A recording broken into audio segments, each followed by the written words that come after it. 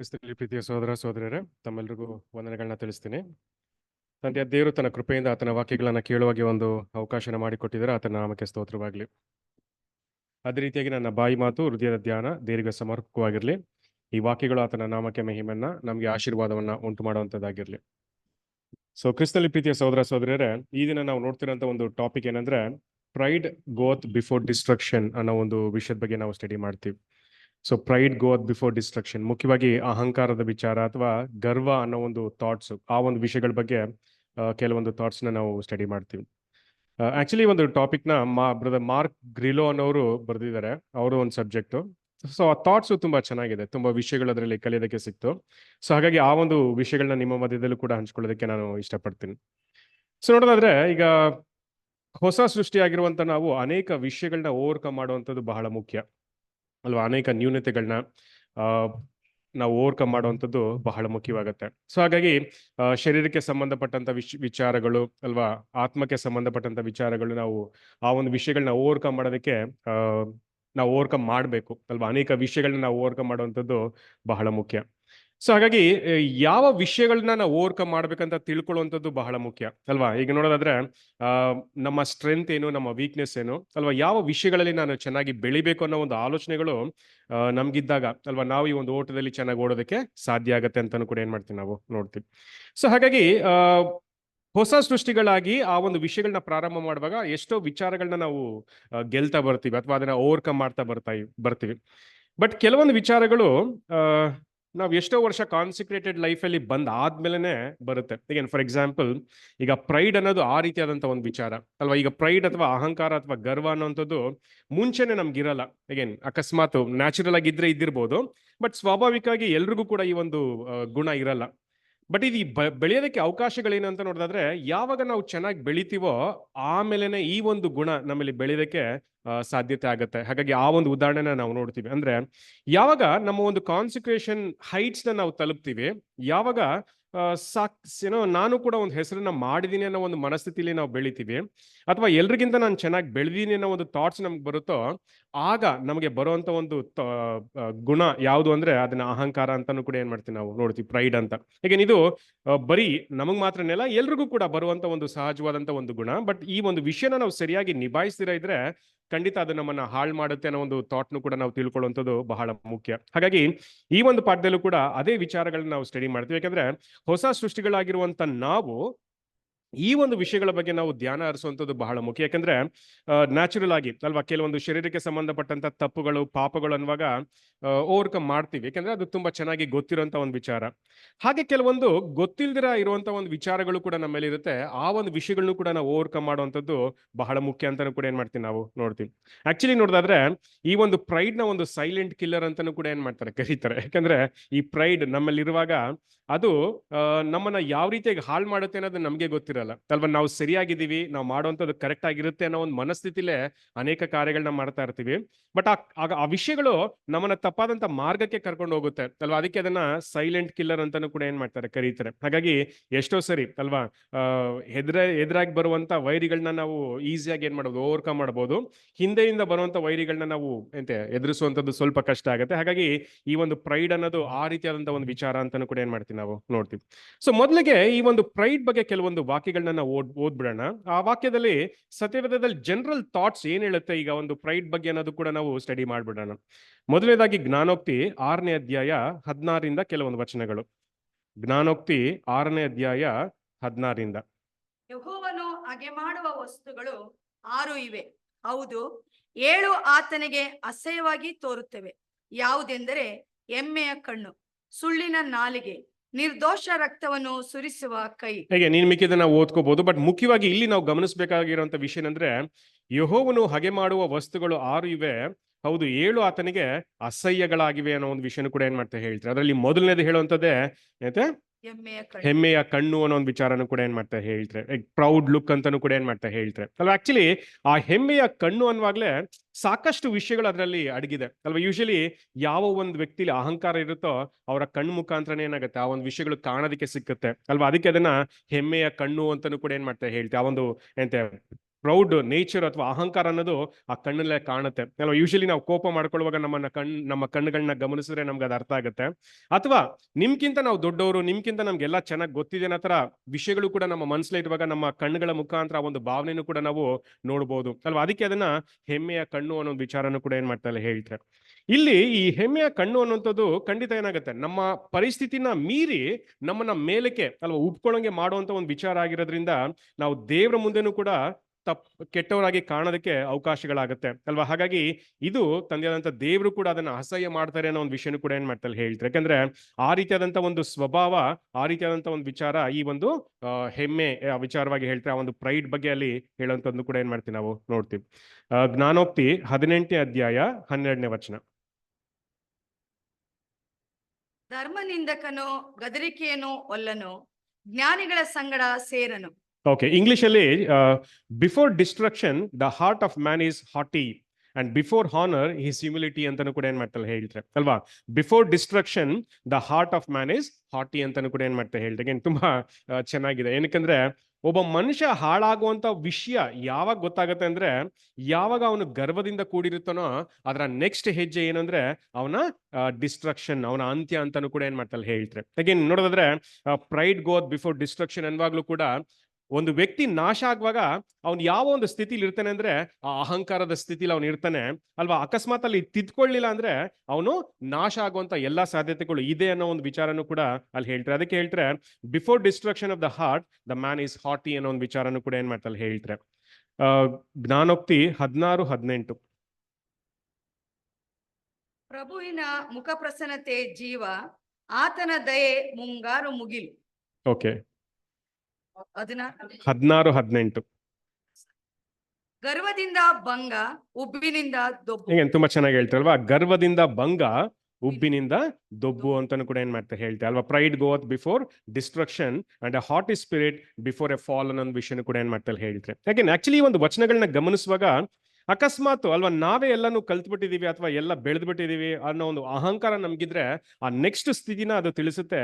ಏನಂದ್ರೆ ಅದು ನಮ್ಮ ಡೌನ್ ಫಾಲ್ ಅಂತಾನು ಕೂಡ ಏನ್ ಮಾಡ್ತಾರೆ ಹೇಳ್ತಾರೆ, ನಮ್ಮ ಒಂದು ಬೀಳುವಿಕೆ ಬಗ್ಗೆ ಕೂಡ ಅಲ್ಲಿ ಹೇಳುವಂಥದ್ದು. ಅದಕ್ಕೆ ಹೇಳ್ತಾರೆ ಗರ್ವದಿಂದ ಭಂಗ, ಉಬ್ಬಿನಿಂದ ದೊಬ್ಬು ಅನ್ನೋ ಒಂದು ವಿಚಾರನೂ ಕೂಡ ಏನ್ ಮಾಡ್ತಾರೆ ಹೇಳ್ತಾರೆ.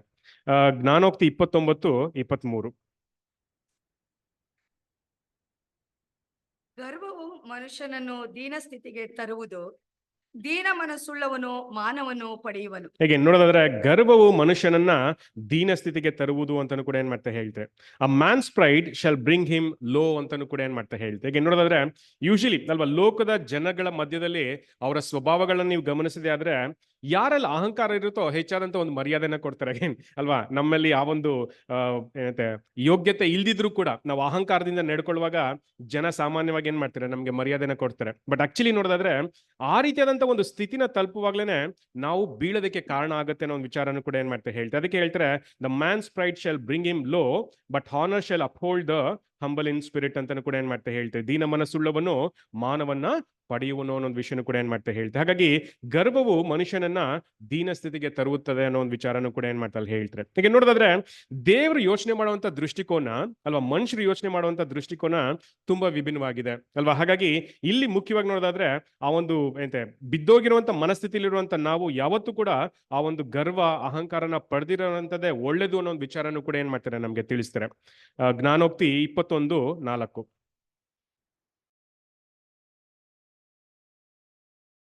ಜ್ಞಾನೋಕ್ತಿ 21:4. ಗರ್ವದ ದೃಷ್ಟಿ ಕೊಬ್ಬಿದ ಹೃದಯ, ದುಷ್ಟರ ಭಾಗ್ಯ, ಇದು ಧರ್ಮ ವಿರುದ್ಧ ಅಲ್ವಾ. ಗರ್ವದ ದೃಷ್ಟಿ ಕೊಬ್ಬಿದ ಹೃದಯ, ದುಷ್ಟರ ಭಾಗ್ಯ, ಇವು ಧರ್ಮ ವಿರುದ್ಧ ಅಂತಾನು ಕೂಡ ಏನ್ ಮಾಡ್ತಾರೆ ಹೇಳ್ತಾರೆ. A high look, a proud heart and a flowing of the wicked is sin ಅನ್ನೋ ಒಂದು ವಿಚಾರನೂ ಕೂಡ ಏನ್ ಮಾಡ್ತಾರೆ ಹೇಳ್ತಾರೆ. ಈಗ ನೋಡೋದಾದ್ರೆ ಎಷ್ಟು ಒಳ್ಳೆ ರೀತಿಯಲ್ಲಿ ಆ ಒಂದು ವಿಷಯಗಳನ್ನಲ್ಲಿ ವಿವರಣೆ ಕೊಡ್ತಾ ಹೋಗ್ತಾರೆ. ಆ ಒಂದು ಗರ್ವ ಅಥವಾ ಪ್ರೈಡ್ ಅನ್ನೋ ಒಂದು ವಿಚಾರ ಹೇಗೆಲ್ಲ ಇರುತ್ತೆ ಅನ್ನೋ ಒಂದು ವಿಷಯದ ಬಗ್ಗೆನೂ ಕೂಡ ಅಲ್ಲಿ ತಿಳಿಸ್ತಾ ಹೋಗ್ತಾರೆ ಅಲ್ವಾ. ಇಲ್ಲಿ ಪರ್ಟಿಕ್ಯುಲರ್ ಆಗಿ ಗಮನಿಸಿದೆ ಆದ್ರೆ ಏನ ಗರ್ವದ ದೃಷ್ಟಿ ಕೊಬ್ಬಿನ ಹೃದಯ ಅಂತಾನು ಕೂಡ ಏನ್ ಮಾಡ್ತಾ ಹೇಳ್ತಾರೆ. ಯಾರಲ್ಲಿ ಗರ್ವ ಇರುತ್ತೋ ಹೇಗೆ ಅವರ ಹೃದಯ, ಅವರ ಮನಸ್ಸು ಏನಂತೆ ಕೊಬ್ಬಿನಿಂದ ತುಂಬಿಕೊಂಡಿರುತ್ತೆ ಅನ್ನೋ ಒಂದು ವಿಚಾರನೂ ಕೂಡ ಅಲ್ಲಿ ತಿಳಿಸುವಂತದ್ದು ಕೂಡ ಏನ್ ಮಾಡ್ತೀವಿ ನಾವು ನೋಡ್ತೀವಿ.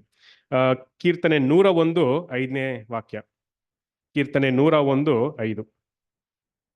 ಗುಪ್ತದಲ್ಲಿ ನೆರೆಯವನ ಮೇಲೆ ಚಾಡಿ ಹೇಳುವವನನ್ನು ಸಂಹರಿಸುವೆನು, ಸೊಕ್ಕಿನ ಕಣ್ಣು ಉಬ್ಬಿದ ಮನಸ್ಸು ಉಳ್ಳವನನ್ನು ಸಹಿಸುವುದಿಲ್ಲ. ಅಗೇನ್, ಸೊಕ್ಕಿನ ಕಣ್ಣು ಉಬ್ಬಿದ ಮನಸ್ಸು ಉಳ್ಳವನನ್ನು ಸಹಿಸುವುದಿಲ್ಲ ಅಂತಾನು ಕೂಡ ಏನ್ ಮಾಡ್ತಾ ಹೇಳ್ತಾರೆ. ನೋಡೋದಾದ್ರೆ ದೇವ್ರು ಕೆಲವೊಂದು ಪ್ರಿನ್ಸಿಪಲ್ಸ್ ನ ಕ್ಲಿಯರ್ ಆಗಿ ಕೊಟ್ಬಿಟ್ಟಿದ್ದಾರೆ, ಈಸಿಯಾಗಿ ಕೊಟ್ಬಿಟ್ಟಿದ್ದಾರೆ ಅಲ್ವಾ. ಹೇಗೇನ್ ಅಕಸ್ಮಾತ್ ನಾವು ಆ ಪ್ರಿನ್ಸಿಪಲ್ಸ್ಗೆ ಅಗೇನ್ಸ್ಟ್ ಆಗಿ ನಡೆದು ಕೂಡ ನಾವು ದೇವರನ್ನ ಮೆಚ್ತೀವಿ ಅಂದ್ರೆ ಅದು ಸಾಧ್ಯವಿಲ್ದಿರಂತ ಒಂದು ಮಾತು ಅಲ್ವಾ. ನೋಡೋದಾದ್ರೆ ನಮ್ಮ ಒಂದು ಮಾರ್ಗದಲ್ಲಿ ನಮಗೆ ಬೇಕಾಗಿರುವಂತ ವಿಷಯಗಳೇನೆಂದ್ರೆ ದೇವರ ಪ್ರಿನ್ಸಿಪಲ್ಸ್ ನ ಏನು ಅಂತ ನಾವು ತಿಳ್ಕೊಂಡು ಅದಕ್ಕೆ ತಕ್ಕ ಹಾಗೆ ನಾವು ಬೆಳೆಯುವಂಥದ್ದು ಬಹಳ ಮುಖ್ಯ.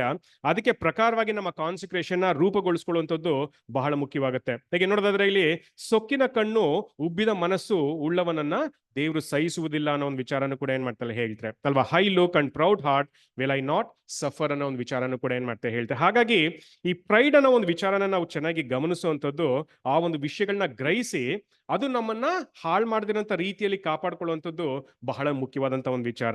ಈಗ ಆಕ್ಚುಲಿ ನೋಡ್ದಂಗೆ ನಾನು ಮುಂಚೆನೆ ಹೇಳ್ದಂಗೆ ಕೆಲವೊಂದು ವಿಷಯಗಳು ನಮ್ಗೆ ಈಸಿಯಾಗಿ ಗೊತ್ತಾಗುತ್ತೆ, ಕೆಲವೊಂದು ವಿಷಯಗಳು ಈಸಿಯಾಗಿ ಗೊತ್ತಾಗಲ್ಲ, ಯಾಕಂದ್ರೆ ಆ ಪರಿಸ್ಥಿತಿನೇ ಆ ರೀತಿಯಾಗಿರುತ್ತೆ. ಸೊ ಹಾಗಾಗಿ ಇವತ್ತು ಒಂದು ಉದಾಹರಣೆನ ತಗೊಂಡು ಆ ಒಂದು ಎಕ್ಸಾಂಪಲ್ ನಾವು ಸ್ಟಡಿ ಮಾಡೋಣ. ಆ ಎಕ್ಸಾಂಪಲ್ ಅಲ್ಲಿ ಯಾವ ರೀತಿಯಾಗಿ ಆ ಒಂದು ಅಹಂಕಾರ ಒಂದು ಒಳ್ಳೆ ವ್ಯಕ್ತಿನ ನಾಶ ಮಾಡ್ತು ಅನ್ನೋ ಒಂದು ವಿಚಾರನೂ ಕೂಡ ನಾವು ಸ್ಟಡಿ ಮಾಡೋಣ. ಯಾಕೆ ನೋಡೋದಾದ್ರೆ ಸತ್ಯವೇದದಲ್ಲಿ ಅನೇಕ ಎಕ್ಸಾಂಪಲ್ಸ್ ನಮಗೆ ಕೊಡ್ತಾರೆ. ಮುಖ್ಯವಾಗಿ ರಾಜರುಗಳನ್ನ ತಗೊಳ್ಳುವಾಗ ಹೇಗೇನ್ ಕೆಲವರು ಒಳ್ಳೆ ರಾಜರುಗಳು ಇರ್ತಾರೆ ಅಲ್ವಾ, ಕೆಲವರು ಕೆಟ್ಟ ರಾಜರುಗಳು ಇರ್ತಾರೆ. ಬಟ್ ಐರನಿ ಏನಂತ ನೋಡೋದಾದ್ರೆ ಒಳ್ಳೆ ರಾಜನ್ಗೆ ಕೆಟ್ಟ ಮಗ ಹುಟ್ಟಿರ್ತಾನೆ, ಕೆಟ್ಟ ರಾಜನ್ಗೆ ಒಳ್ಳೆ ಮಗ ಹುಟ್ಟಿರ್ತಾನೆ. ಆತರ ಒಂದು ಕಾಂಬಿನೇಷನ್ ಕೂಡ ನಮ್ಗೆ ನೋಡೋದಕ್ಕೆ ಸಿಕ್ಕುತ್ತೆ. ಬಟ್ ಅಗೇನ್ ಅದರ ಡಿಪೆಂಡೆನ್ಸಿ ನಮ್ಗೆ ಗೊತ್ತಿಲ್ಲ. ಬಟ್ ಈ ರೀತಿಯಾದಂತ ಒಂದು ಕಾರ್ಯಗಳಿರುತ್ತೆ. ಬಟ್ ಮುಖ್ಯವಾಗಿ ಇವತ್ತು ನಾವು ಉಜ್ಜಿಯ ಎಂಬ ಒಬ್ಬ ರಾಜನ ಬಗ್ಗೆ ಅಲ್ವಾ, ಅವನ ವಿಷಯಗಳ ಬಗ್ಗೆ ನಾವು ಸ್ಟಡಿ ಮಾಡ್ತಾ ಹೋಗೋಣ. ಅವನಲ್ಲಿ ಈ ಒಂದು ಅಹಂಕಾರ ಯಾವಾಗ ಬಂತು ಅಲ್ವಾ, ಆ ಅಹಂಕಾರ ಅವನನ್ನ ಏನ್ ಮಾಡ್ತು ಅನ್ನೋ ಒಂದು ವಿಷಯಗಳ ಬಗ್ಗೆ ಕೆಲವೊಂದು ಸಮಯ ನಾವು ಸ್ಟಡಿ ಮಾಡ್ತಾ ಹೋಗೋಣ. ಸೊ ಹಾಗಾಗಿ ಆಯ್ಕೆ ಆದಂತ ವೇದ ಭಾಗನ ನಾವು ಸಂಪೂರ್ಣವಾಗಿ ಓದ್ತಾ ಹೋಗೋಣ. ಮುಖ್ಯವಾಗಿ 2ನೇ ಪೂರ್ವಕಾಲದ ವೃತ್ತಾಂತ 26ನೇ ಅಧ್ಯಾಯ ಮೊದಲಿಂದ ಕೆಲವೊಂದು ವಚನಗಳನ್ನ ಓದ್ಕೊಂಡ್ಬರೋಣ. 2 Chronicles 26th chapter verses 1 onwards. ಅನಂತರ ಎಲ್ಲಾ ಯೆಹೂದ್ಯರು ಕೂಡಿ 16 ವರ್ಷದವನಾಗಿದ್ದ ಉಜ್ಜಿಯನನ್ನು ಅವನ ತಂದೆಯಾದ ಅಮಚ್ಯನಿಗೆ ಬದಲಾಗಿ ಅರಸನನ್ನಾಗಿ ಮಾಡಿದರು. ಹೇಗೆ ನೋಡೋದಾದ್ರೆ ಈಗ ಉಜ್ಜಿಯನ ರಾಜನಾಗಿ ಮಾಡ್ತಾರೆ ಅಲ್ವಾ. ಎಷ್ಟನೇ ವರ್ಷದಲ್ಲಿ ಅವನನ್ನ ರಾಜನಾಗಿ ಮಾಡ್ತಾರೆ ಅಂತ ನೋಡೋದಾದ್ರೆ ಅವನಿಗಿನ್ನು 16 ವರ್ಷ ತುಂಬಿರುತ್ತೆ. 16 ವರ್ಷ ತುಂಬಿರುವಂತ ಒಂದು ಹುಡುಗನ್ನ ರಾಜನಾಗಿ ಮಾಡ್ತಾರೆ ಅನ್ನೋ ಒಂದು ವಿಚಾರನೂ ಕೂಡ ಏನ್ ಮಾಡ್ತೀವಿ ನಾವು ನೋಡ್ತೀವಿ ಅಲ್ವಾ. ಆಮೇಲೆ ಕಂಟಿನ್ಯೂ ಮಾಡಿ. ಅರಸನು ಪಿತೃಗಳ ಬಳಿಗೆ ಸೇರಿದ ಮೇಲೆ ಇವನು ಏಲೋತ್ ಪಟ್ಟಣವನ್ನು ತಿರುಗಿ ಯಹೂದ ರಾಜ್ಯಕ್ಕೆ ಸೇರಿಸಿಕೊಂಡು ಭದ್ರಪಡಿಸಿದನು. ಹೇಗೆ ನೋಡೋದಾದ್ರೆ ಬಂದಾಗ್ಲೇನೆ ಒಂದು ಒಳ್ಳೆ ಕೆಲಸಗಳನ್ನ ಮಾಡ್ತಾನೆ ಅಲ್ವಾ. ಇಲ್ದಿರಂತ ಪಟ್ಟಣನು ಕೂಡ ಅಲ್ವಾ ಇವರ ಒಂದು ರಾಜ್ಯಕ್ಕೆ ಸೇರಿಸ್ಕೊಂಡು ಆ ರೀತಿಯಾದಂತ ಒಂದು ಒಳ್ಳೆ ಅಡ್ಮಿನಿಸ್ಟ್ರೇಷನ್ ಉಜ್ಜಿಯ ಕೊಡ್ತಾನೆ ಅನ್ನೋ ಒಂದು ವಿಷಯ ಕೂಡ ಏನ್ ಮಾಡ್ತಾರೆ ಹೇಳ್ತಾರೆ. ಕಂಟಿನ್ಯೂ ಮಾಡಿ. ಉಜ್ಜಿಯನು ಪಟ್ಟಕ್ಕೆ ಬಂದಾಗ 16 ವರ್ಷದವನಾಗಿದ್ದನು. ಅವನು ಯೆರೂಸಲೇಮಿನಲ್ಲಿ 52 ವರ್ಷ ಆಳಿದನು. ಯೆರೂಸಲೇಮಿನವಳಾದ ಯಕೂಳ್ಯ ಎಂಬಾಕೆಯು ಅವನ ತಾಯಿ. ಹೀಗೆ ನೋಡೋದಾದ್ರೆ ಇವರು ಅರಸನಾದಾಗ ಅಲ್ವಾ 16ನೇ ವರ್ಷಕ್ಕೆ ಅರಸನಾಗ್ತಾರೆ. 52ನೇ ವಯಸ್ಸಿಗೆ ಅಲ್ವಾ ಅವರು ಮರಣನ ಅನುಭವಿಸ್ತಾರೆ. ಒಟ್ಟಾರೆ 36 ವರ್ಷ ರಾಜನಾಗಿ ಆಳ್ವಿಕೆ ಮಾಡ್ತಾರೆ ಅನ್ನೋ ಒಂದು ವಿಷಯನೂ ಕೂಡ ಏನ್ ಮಾಡ್ತೀವಿ ನಾವು ನೋಡ್ತೀವಿ. ಆಕ್ಚುಲಿ ಕಂಪೇರ್ ಮಾಡಿದ್ರೆ ಎಷ್ಟೋ ಬೇರೆ ರಾಜ್ಯಗಳಿಗೆ ಕಂಪೇರ್ ಮಾಡಿದ್ರೆ ಇವರ ಒಂದು ಅಡ್ಮಿನಿಸ್ಟ್ರೇಷನ್ ಅಥವಾ ಆಳ್ವಿಕೆ ತುಂಬಾ ವರ್ಷ ನಡೆದಿದೆ. 36 ವರ್ಷಗಳ ಕಾಲ ಇವರು ಆಳ್ವಿಕೆನ ಮಾಡ್ತಾರೆ ಅನ್ನೋ ಒಂದು ವಿಚಾರನೂ ಕೂಡ ಏನ್ ಮಾಡ್ತೀವಿ ನಾವು ನೋಡ್ತೀವಿ. ಸೊ ಯೂಶಲಿ ಈ ತರ ಒಂದು ಒಳ್ಳೆ ವ್ಯಕ್ತಿತ್ವನ ನಾವು ನೋಡೋದಕ್ಕೆ ಸಿಗುವಾಗ ಕೆಲವೊಂದು ವಚನಗಳನ್ನು ಕೂಡ ಕೊಟ್ಟಿರ್ತಾರೆ. ಇಲ್ಲೂ ಕೂಡ ಒಂದು ವಚನನ ಹೇಳ್ತಾರೆ ಏನಂದ್ರೆ ಅವರ ತಾಯಿ ಬಗ್ಗೆ ಕೆಲವೊಂದು ರೆಫರೆನ್ಸ್ ನ ನಮ್ಗೆ ಕೊಡ್ತಾರೆ. ಯಾವಾಗ್ಲೂ ಕೂಡ ಪರ್ಟಿಕ್ಯುಲರ್ ಆಗಿ ಈಗ ಮಕ್ಕಳು ಒಳ್ಳೆ ರೀತಿಯಲ್ಲಿ ಬೆಳಿಬೇಕಂದ್ರೆ ಅಲ್ವಾ ಅವ್ರಿಗೆ ಇನ್ಫ್ಲೂಯೆನ್ಸ್ ಯಾರು ಅಂದ್ರೆ ತಂದೆ ತಾಯಿಗಳಂತಾನೆ ಕೂಡ ಏನ್ ಮಾಡ್ತೀವಿ ನಾವು ನೋಡ್ತೀವಿ. ಮುಖ್ಯವಾಗಿ ತಾಯಿಯ ಒಂದು ಇಂಪಾರ್ಟೆನ್ಸ್, ತಾಯಿಯ ಒಂದು ಪ್ರಭಾವ, ತಾಯಿ ಅವರು ಆ ಮಕ್ಕಳನ್ನ ಹೇಗ್ ಬೆಳೆಸ್ತಾರೆ ಅನ್ನೋದು ಕೂಡ ತುಂಬಾ ಇಂಪಾರ್ಟೆಂಟ್ ವಿಷಯ ಅನ್ನೋ ಒಂದು ವಿಚಾರನೂ ಕೂಡ ಏನ್ ಮಾಡ್ತೀವಿ ನಾವು ನೋಡ್ತೀವಿ. ಯಾವುದೇ ಒಂದು ಒಳ್ಳೆ ಎಕ್ಸಾಂಪಲ್ ಹಿಂದೆ ಖಂಡಿತವಾಗ್ಲೂ ಅವರ ತಾಯಿಯ ಒಂದು ಪರಿಶ್ರಮ ಕೂಡ ಇದ್ದೇ ಇರುತ್ತೆ ಅನ್ನೋ ಒಂದು ವಿಚಾರಕ್ಕೆ ಇದು ಕೂಡ ಒಂದು ಎಕ್ಸಾಂಪಲ್ ಅನ್ನೋ ಒಂದು ಥಾಟ್ನು ಕೂಡ ಏನ್ ಮಾಡ್ತೀವಿ ನಾವು ನೋಡ್ತೀವಿ. ಹಾಗಾಗಿ ಈಕೆಯ ತಾಯಿ ಬಗ್ಗೆನೂ ಕೂಡ ಅಲ್ಲಿ ರೆಫರ್ ಮಾಡ್ತಾರೆ. ಹಾಗಾಗಿ ಅಫ್ಕೋರ್ಸ್ ಅಲ್ವಾ ಇವರು ಪ್ಲಸ್ ಜಕರಿಯನ ಒಂದು ಗೈಡೆನ್ಸ್ ಮುಖಾಂತರನು ಕೂಡ ಅನೇಕ ವಿಚಾರಗಳನ್ನ ಕಲ್ತು ಅವರು ನಡೀತಾರೆ ಅನ್ನೋ ಒಂದು ವಿಷಯನೂ ಕೂಡ ಏನ್ ಮಾಡ್ತೀವಿ ನಾವು ನೋಡ್ತೀವಿ. ಕಂಟಿನ್ಯೂ ಮಾಡಿ. ಯೆಹೋವನ ಚಿತ್ತಾನುಸಾರವಾಗಿ ನಡೆದನು. ಅವನು ತನ್ನ ತಂದೆಯಾದ ಅಮ್ಮಚ್ಚನಂತೆ ಯೆಹೋವನ ಚಿತ್ತಾನುಸಾರವಾಗಿ ನಡೆದನು. ತುಂಬಾ ಒಳ್ಳೆ ವಿಷಯ ಅಲ್ವಾ. ನೋಡೋದಾದ್ರೆ ಈಗ ಯಾರು ಅಲ್ವಾ ದೇವರ ಮಾರ್ಗದರ್ಶನದಲ್ಲಿ ನಡೀತಾರೋ ತುಂಬಾ ಒಳ್ಳೆ ವಿಚಾರ. ಯಾಕಂದ್ರೆ ದೇವ್ರ ಗೈಡ್ ಮಾಡೋಂತ ರೀತಿಯಲ್ಲಿ ಬೆಳೆಯೋದಕ್ಕಿಂತ ಹೆಚ್ಚಾಗಿ ನಾವ್ ಇನ್ನೇನು ಮಾಡೋದಕ್ಕೆ ಸಾಧ್ಯ ಇಲ್ಲ ಹಾಗಾಗಿ ಇವರು ಕೂಡ ಏನ್ ಮಾಡ್ತಾರೆ ಅಂದ್ರೆ ಯೆಹೋವನ ಚಿತ್ತಾನುಸಾರವಾಗಿ ನಡೆದನು ಅನ್ನೋ ಒಂದು ವಿಚಾರನೂ ಕೂಡ ಏನ್ ಮಾಡ್ತಾರೆ ಹೇಳ್ತಾರೆ. ಹಾಗಾಗಿ ಇವರ ಒಂದು ಪ್ರಾರಂಭ ತುಂಬಾ ಬ್ಯೂಟಿಫುಲ್ ಆಗಿತ್ತು, ಒಳ್ಳೆ ರೀತಿಯಲ್ಲಿ ಇತ್ತು ಅಲ್ವಾ. ದೇವರ ಚಿತ್ತಕ್ಕೆ ಅನುಸಾರವಾಗಿ ಇವರು ನಡ್ಕೊಂಡ್ರು ಅನ್ನೋ ಒಂದು ಸಾಕ್ಷಿನೂ ಕೂಡ ಇಲ್ಲಿ ಕೊಡುವಂತದ್ದು ಕೂಡ ಏನ್ ಮಾಡ್ತೀವಿ ನಾವು ನೋಡ್ತೀವಿ. ಆಮೇಲೆ ದೇವಭಕ್ತಿಯನ್ನು ಬೋಧಿಸುತ್ತಿದ್ದ ಜಕರ್ಯನ ಜೀವಮಾನದಲ್ಲಿ ಅವನು ದೇವರನ್ನು ಅವಲಂಬಿಸಿಕೊಂಡಿದ್ದನು. ಹೀಗೆ ಅವಲಂಬಿಸಿದ ಕಾಲದಲ್ಲೆಲ್ಲ ದೇವರಾದ ಯೆಹೋವನು ಅವನನ್ನು ಅಭಿವೃದ್ಧಿಗೆ ತಂದನು. ತುಂಬಾ ಒಂದು ಒಳ್ಳೆ ಸಾಕ್ಷಿನ ಕೊಡ್ತಾರೆ ಅಲ್ವಾ. ದೇವ ಭಕ್ತಿಯನ್ನು ಬೋಧಿಸುತ್ತಿದ್ದ ಜಕರಿಯನು ಅಂತಾನು ಕೂಡ ಏನ್ ಮಾಡ್ತಾ ಹೇಳ್ತಾರೆ. ಹಾಗಾಗಿ ಉಜ್ಜಿಯ ರಾಜ ಜಕರಿಯನಿಂದ ಅನೇಕ ವಿಚಾರಗಳನ್ನ ಕಲ್ತಿದ್ದಾರೆ ಅನ್ನೋ ಒಂದು ವಿಷಯನೂ ಕೂಡ ಏನ್ ಮಾಡ್ತೀವಿ ನಾವು ನೋಡ್ತೀವಿ. ಅಗೇನ್ ಬರೀ ಕಲಿಯುವಂಥದ್ದು ಮಾತ್ರನೆಲ್ಲ ಅವರು ದೇವರನ್ನ ಅವಲಂಬಿಸಿಕೊಂಡಿದ್ದನು ಅಂತಾನು ಕೂಡ ಏನ್ ಮಾಡ್ತಾ ಹೇಳ್ತಾರೆ. ಯಾವುದೇ ಒಂದು ವ್ಯಕ್ತಿಗೆ ಇದು ಬಹಳ ಮುಖ್ಯ. ಏನಕ್ಕಂದ್ರೆ ನಾನು ಎಷ್ಟು ಓದಿದ್ದೀನಿ ಅಲ್ವಾ, ಎಷ್ಟು ಈ ಎತ್ತರವಾಗಿ ಬೆಳೆದಿದ್ದೀನಿ ಅನ್ನೋದಕ್ಕಿಂತ ದೇವರನ್ನ ಎಷ್ಟು ಮಟ್ಟಿಗೆ ತಿಳ್ಕೊಂಡಿದ್ದೀನಿ, ದೇವರಲ್ಲಿ ನಾನು ಎಷ್ಟು ಮಟ್ಟಿಗೆ ಅಲ್ವಾ ನೆಲೆ ನಿಂತಿದ್ದೀನಿ, ಅವರನ್ನ ಎಷ್ಟು ಮಟ್ಟಿಗೆ ನಾನು ಅವಲಂಬಿಸ್ಕೊಂಡಿದ್ದೀನಿ ಅನ್ನೋದು ಬಹಳ ಮುಖ್ಯವಾಗುತ್ತೆ. ಈಗ ಇಲ್ಲೂ ಕೂಡ ನೋಡೋದಾದ್ರೆ ಅವರು ಅಲ್ವಾ ದೇವರನ್ನ ಅವಲಂಬಿಸಿಕೊಂಡಿದ್ದನು. ಹೀಗೆ ಅವಲಂಬಿಸಿದ ಕಾಲದಲ್ಲೆಲ್ಲ ದೇವರಾದ ಯೆಹೋವನು ಆತನನ್ನ ಅಭಿವೃದ್ಧಿಗೆ ತಂದನು ಅನ್ನೋ ಒಂದು ವಿಚಾರನ ಕೂಡ ಏನ್ ಮಾಡ್ತಾ ಹೇಳ್ತಾರೆ. ತುಂಬಾ ಸಿಂಪಲ್ ಲಾಜಿಕ್, ತುಂಬಾ ಸಿಂಪಲ್ ಪ್ರಿನ್ಸಿಪಲ್ ಕೂಡ ಹೇಳ್ತಾರೆ ಅಲ್ವಾ. ಯಾವಾಗ ಎಲ್ಲಿವರೆಗೆ ಇವರು ದೇವರ ಮೇಲೆ ಅವಲಂಬಿತರಾಗಿದ್ರೋ ಅಲ್ಲಿವರೆಗೆ ದೇವರು ಕೂಡ ಇವರ ಕೈ ಹಿಡಿದು ನಡೆಸಿದ್ರು, ಇವರನ್ನ ಅಭಿವೃದ್ಧಿ ತಂದ್ರು ಅಂತಾನು ಕೂಡ ಏನ್ ಮಾಡ್ತಾ ಹೇಳ್ತಾರೆ. ಹಾಗಾಗಿ ಈಗ 36 years ಆಳ್ವಿಕೆ ಮಾಡುವಂತ ಒಂದು ವಿಷಯ ತುಂಬಾ ಸಾಧಾರಣವಾದಂತ ಒಂದು ವಿಷಯ ಅಲ್ಲ. ಇವರು ಅಷ್ಟು ವರ್ಷಗಳ ಕಾಲ ದೇವ್ರ ಮೇಲೆ ಎಂತ ಡಿಪೆಂಡ್ ಆಗಿದ್ರು. ಹಾಗಾಗಿ ಅವ್ರ ಮೇಲೆ ಅಲ್ವಾ ಎದುರು ನೋಡ್ತಾ ಅವರ ನಡೆಸುವಿಕೆನ ಎದುರು ನೋಡ್ತಾ ಇದ್ರು ಅನ್ನೋ ಒಂದು ವಿಚಾರನೂ ಕೂಡ ಏನ್ ಮಾಡ್ತೀವಿ ನಾವು ನೋಡ್ತೀವಿ. ಹಾಗೆ ದೇವರು ಕೂಡ ಅವರನ್ನ ಅಭಿವೃದ್ಧಿ ಪಡಿಸಿ ನಡೆಸಿದ್ರು ಅನ್ನೋ ಒಂದು ವಿಷಯನೂ ಕೂಡ ಏನ್ ಮಾಡ್ತಾರೆ ಹೇಳ್ತಾರೆ. ಈಗ ಆಕ್ಚುಲಿ ನೋಡೋದಾದ್ರೆ ಎಲ್ಲ ಒಂದು ವಿಷಯಗಳಲ್ಲೂ ಕೂಡ ಅಗೇನ್ ಒಳ್ಳೆ ವಿಚಾರಗಳು ಕೂಡ ಇರುತ್ತೆ, ಹಾಗೆ ಕೆಲವೊಂದ್ಸರಿ ಕೆಲವೊಂದು ಟ್ವಿಸ್ಟ್ ಕೂಡ ಬಂದ್ಬಿಡುತ್ತೆ ಅಲ್ವಾ. ಈಗ ನೋಡೋದಾದ್ರೆ ಇವರು ಕೂಡ ಇವರ ಒಂದು ಪ್ರಾರಂಭ ಎಷ್ಟು ಬ್ಯೂಟಿಫುಲ್ ಆಗಿ ಎಕ್ಸ್ಪ್ಲೈನ್ ಮಾಡ್ತಾ ಹೋಗ್ತಾರೆ ಅಲ್ವಾ, ಎಷ್ಟು ಒಳ್ಳೆ ರೀತಿಯಲ್ಲಿ ದೇವ್ರ ಮೇಲೆ ಅವರು ಡಿಪೆಂಡ್ ಆಗಿದ್ರು ಅನ್ನೋ ಒಂದು ವಿಚಾರನೂ ಕೂಡ ಏನ್ ಮಾಡ್ತಾ ಹೇಳ್ತಾರೆ. ಬಟ್ ಇವರ ಜೀವಿತದ ಎರಡನೇ ಭಾಗ, ಸೆಕೆಂಡ್ ಹಾಫ್ ಏನಂತ ನೋಡ್ತೀವಿ, ಅದು ಖಂಡಿತವಾಗ್ಲೂ ಒಳ್ಳೆ ರೀತಿಯಾಗಿ ಇರಲಿಲ್ಲ ಅನ್ನೋ ಒಂದು ವಿಚಾರನೂ ಕೂಡ ನಮ್ಗೆ ಆ ಒಂದು ವಾಕ್ಯ ಭಾಗದಿಂದ ಸಿಕ್ಕುತ್ತೆ ಅಲ್ವಾ. ಅದನ್ನು ಕೂಡ ನಾವು ಗಮನಿಸ್ಬಿಡೋಣ. 15ನೇ ವಾಕ್ಯದಿಂದ ಕಂಟಿನ್ಯೂ ಮಾಡೋಣ. 2ನೇ ಪೂರ್ವಕಾಲದ ವೃತ್ತಾಂತ 26ನೇ ಅಧ್ಯಾಯ 15ರಿಂದ. ಈಗೇನ್ ಅದ್ರ ಮಧ್ಯದಲ್ಲಿ ಇವರೆಲ್ಲ ಕೂಡ ಅಲ್ವಾ ದೇವ್ರು ಹೇಳ್ದಂಗೆ ಅನೇಕ ಕಾರ್ಯಗಳನ್ನ ಮಾಡಿದ್ರು ಅಲ್ವಾ. ದೇವರ ನಡೆಸುವಿಕೆನ ಅವಲಂಬಿಸ್ಕೊಂಡು ಅನೇಕ ಒಳ್ಳೆ ಕಾರ್ಯಗಳನ್ನ ಮಾಡಿ ಅವರ ರಾಜ್ಯನೂ ಕೂಡ ಎಕ್ಸ್ಪ್ಯಾಂಡ್ ಮಾಡಿದ್ರು ಅನ್ನೋ ವಿಚಾರನೂ ಕೂಡ ಏನ್ ಮಾಡ್ತಾರೆ ಹೇಳ್ತಾರೆ. ಅದಾದ್ಮೇಲೆ ನಡೆಯುವಂತ ಒಂದು ವಿಚಾರಗಳನ್ನು ಕೂಡ ನಾವು ಗಮನಿಸೋಣ 15ರಿಂದ. ಇದಲ್ಲದೆ ಅವನು ಬಾಣಗಳನ್ನು ದೊಡ್ಡ ಕಲ್ಲುಗಳನ್ನು ಎಸೆಯುವುದಕ್ಕಾಗಿ ಜಾಣರ ಕಲ್ಪನೆಯ ಮೇರೆಗೆ ಯಂತ್ರಗಳನ್ನು ಮಾಡಿಸಿ ಅವುಗಳನ್ನು ಯೆರೂಸಲೇಮಿನ ಬುರುಜುಗಳ ಮೇಲೆಯೂ ಆಳುವೇರಿಗಳ ಮೇಲೆಯೂ ಇಡಿಸಿದನು. ಅವನು ಬಲಿಷ್ಠನಾಗುವವರೆಗೂ ದೇವರ ಆಶ್ಚರ್ಯವಾದ ಸಹಾಯವನ್ನು ಹೊಂದಿದನು. ಅವನ ಕೀರ್ತಿಯು ದೂರದವರೆಗೂ ಹಬ್ಬಿತು. ಈಗ ಆಕ್ಚುಲಿ ನೋಡಿದ್ರೆ ಆಗಿನ ಕಾಲದಲ್ಲೇ ಒಂದು ಟೆಕ್ನಾಲಜಿನ ಅಡಾಪ್ಟ್ ಮಾಡ್ಕೊಂಡಂತ ಒಂದು ವಿಷಯದ ಬಗ್ಗೆ ಕೂಡ ಬರೀತಾರೆ ಅಲ್ವಾ. ಈಗ ನೋಡಿದ್ರೆ ಯುದ್ಧಕ್ಕೆ ಸಂಬಂಧಪಟ್ಟಂಗೆ ಕೆಲವೊಂದು ಯಂತ್ರಗಳನ್ನು ಕೂಡ ಇವರು ಮಾಡಿದ್ರು ಅನ್ನೋ ವಿಚಾರನೂ ಕೂಡ ಏನ್ ಮಾಡ್ತಾರೆ ಹೇಳ್ತಾರೆ. ಯೂಶಲಿ ಅಲ್ವಾ ಈಗ ತೋಳ್ಬಲದಿಂದ ಗೆಲ್ಲೋದಕ್ಕಿಂತ ಕೆಲವೊಂದ್ಸರಿ ಎಕ್ವಿಪ್ಮೆಂಟ್ಸ್ ನ ಯೂಸ್ ಮಾಡ್ಕೊಂಡು ಅಲ್ವಾ ಯುದ್ಧ ಏನಂದ್ರೆ ಎಕ್ವಿಪ್ಮೆಂಟ್ಸ್ ಯೂಸ್ ಮಾಡ್ಕೊಂಡು ಯುದ್ಧ ಮಾಡುವಂಥದ್ದು ಬಹಳ ಮುಖ್ಯ ಅಲ್ವಾ. ಯಂತ್ರಗಳನ್ನ ಯೂಸ್ ಮಾಡ್ಕೊಂಡು ಯುದ್ಧ ಮಾಡುವಂತ ಒಂದು ಕಲೆನ ಇವ್ರು ಕಲ್ತಿದ್ರು ಅನ್ನೋ ಒಂದು ವಿಚಾರನೂ ಕೂಡ ಏನ್ ಮಾಡ್ತಾರೆ ಹೇಳ್ತಾರೆ. ಹಾಗಾಗಿ ಎಲ್ಲಿವರೆಗೆ ಇವರು ದೇವ್ರ ಮೇಲೆ ಅವಲಂಬಿತರಾಗಿದ್ರೋ ಅಲ್ಲಿವರೆಗೆ ದೇವ್ರು ಅವರನ್ನ ಕಾಪಾಡಿದ್ರು ಅಂತಾನು ಕೂಡ ಏನ್ ಮಾಡ್ತಾರೆ ಹೇಳ್ತಾರೆ. ಅದೇ ರೀತಿಯಾಗಿ ಅದೇ ವಾಕ್ಯದ ಇನ್ನೂ 2ನೇ ಭಾಗನ ನಾವು ಗಮನಿಸಿದ್ರೆ ಹೇಳ್ತಾರೆ, ಅವನು ಬಲಿಷ್ಠನಾಗುವವರೆಗೂ ದೇವರ ಆಶ್ಚರ್ಯವಾದ ಸಹಾಯವನ್ನ ಹೊಂದಿದನು, ಅವನ ಕೀರ್ತಿ ದೂರದವರೆಗೆ ಹಬ್ಬಿತು ಅನ್ನೋ ಒಂದು ವಿಚಾರನೂ ಕೂಡ ಏನ್ ಮಾಡ್ತಾರೆ ಹೇಳ್ತಾರೆ ಅಲ್ವಾ. ಅವನು ಸ್ಟ್ರಾಂಗ್ ಆದ, ಅವನು ಬಲಿಷ್ಠನಾದ. ನೋಡೋದಾದ್ರೆ ದೇವರ ಆಶೀರ್ವಾದನ ಪಡ್ಕೊಂಡು ದೇವರ ಎಲ್ಲಾ ಕಾರ್ಯಗಳನ್ನು ಕೂಡ ಪಡ್ಕೊಂಡು ಅವನು ಬಲಿಷ್ಠನಾದ, ಅವನ ಕೀರ್ತಿ ಏನಾಯ್ತು ದೂರದವರೆಗೆ ಹಬ್ಬಿತು ಅನ್ನೋ ಒಂದು ವಿಚಾರನೂ ಕೂಡ ಏನ್ ಮಾಡ್ತಾರೆ ಹೇಳ್ತಾರೆ. 16ನೇ ವಾಕ್ಯ. ಆದರೆ ಅವನು ಬಲಿಷ್ಠನಾದ ಮೇಲೆ ಗರ್ವಿಷ್ಠನಾಗಿ ಭ್ರಷ್ಟನಾದನು. ಈ ಒಂದು ವಾಕ್ಯನೇ ತುಂಬಾ ಒಂದು ಟರ್ನಿಂಗ್ ಪಾಯಿಂಟ್ ಅಂತ ಏನ್ ಮಾಡ್ತೀವಿ ನಾವು ನೋಡ್ತೀವಿ.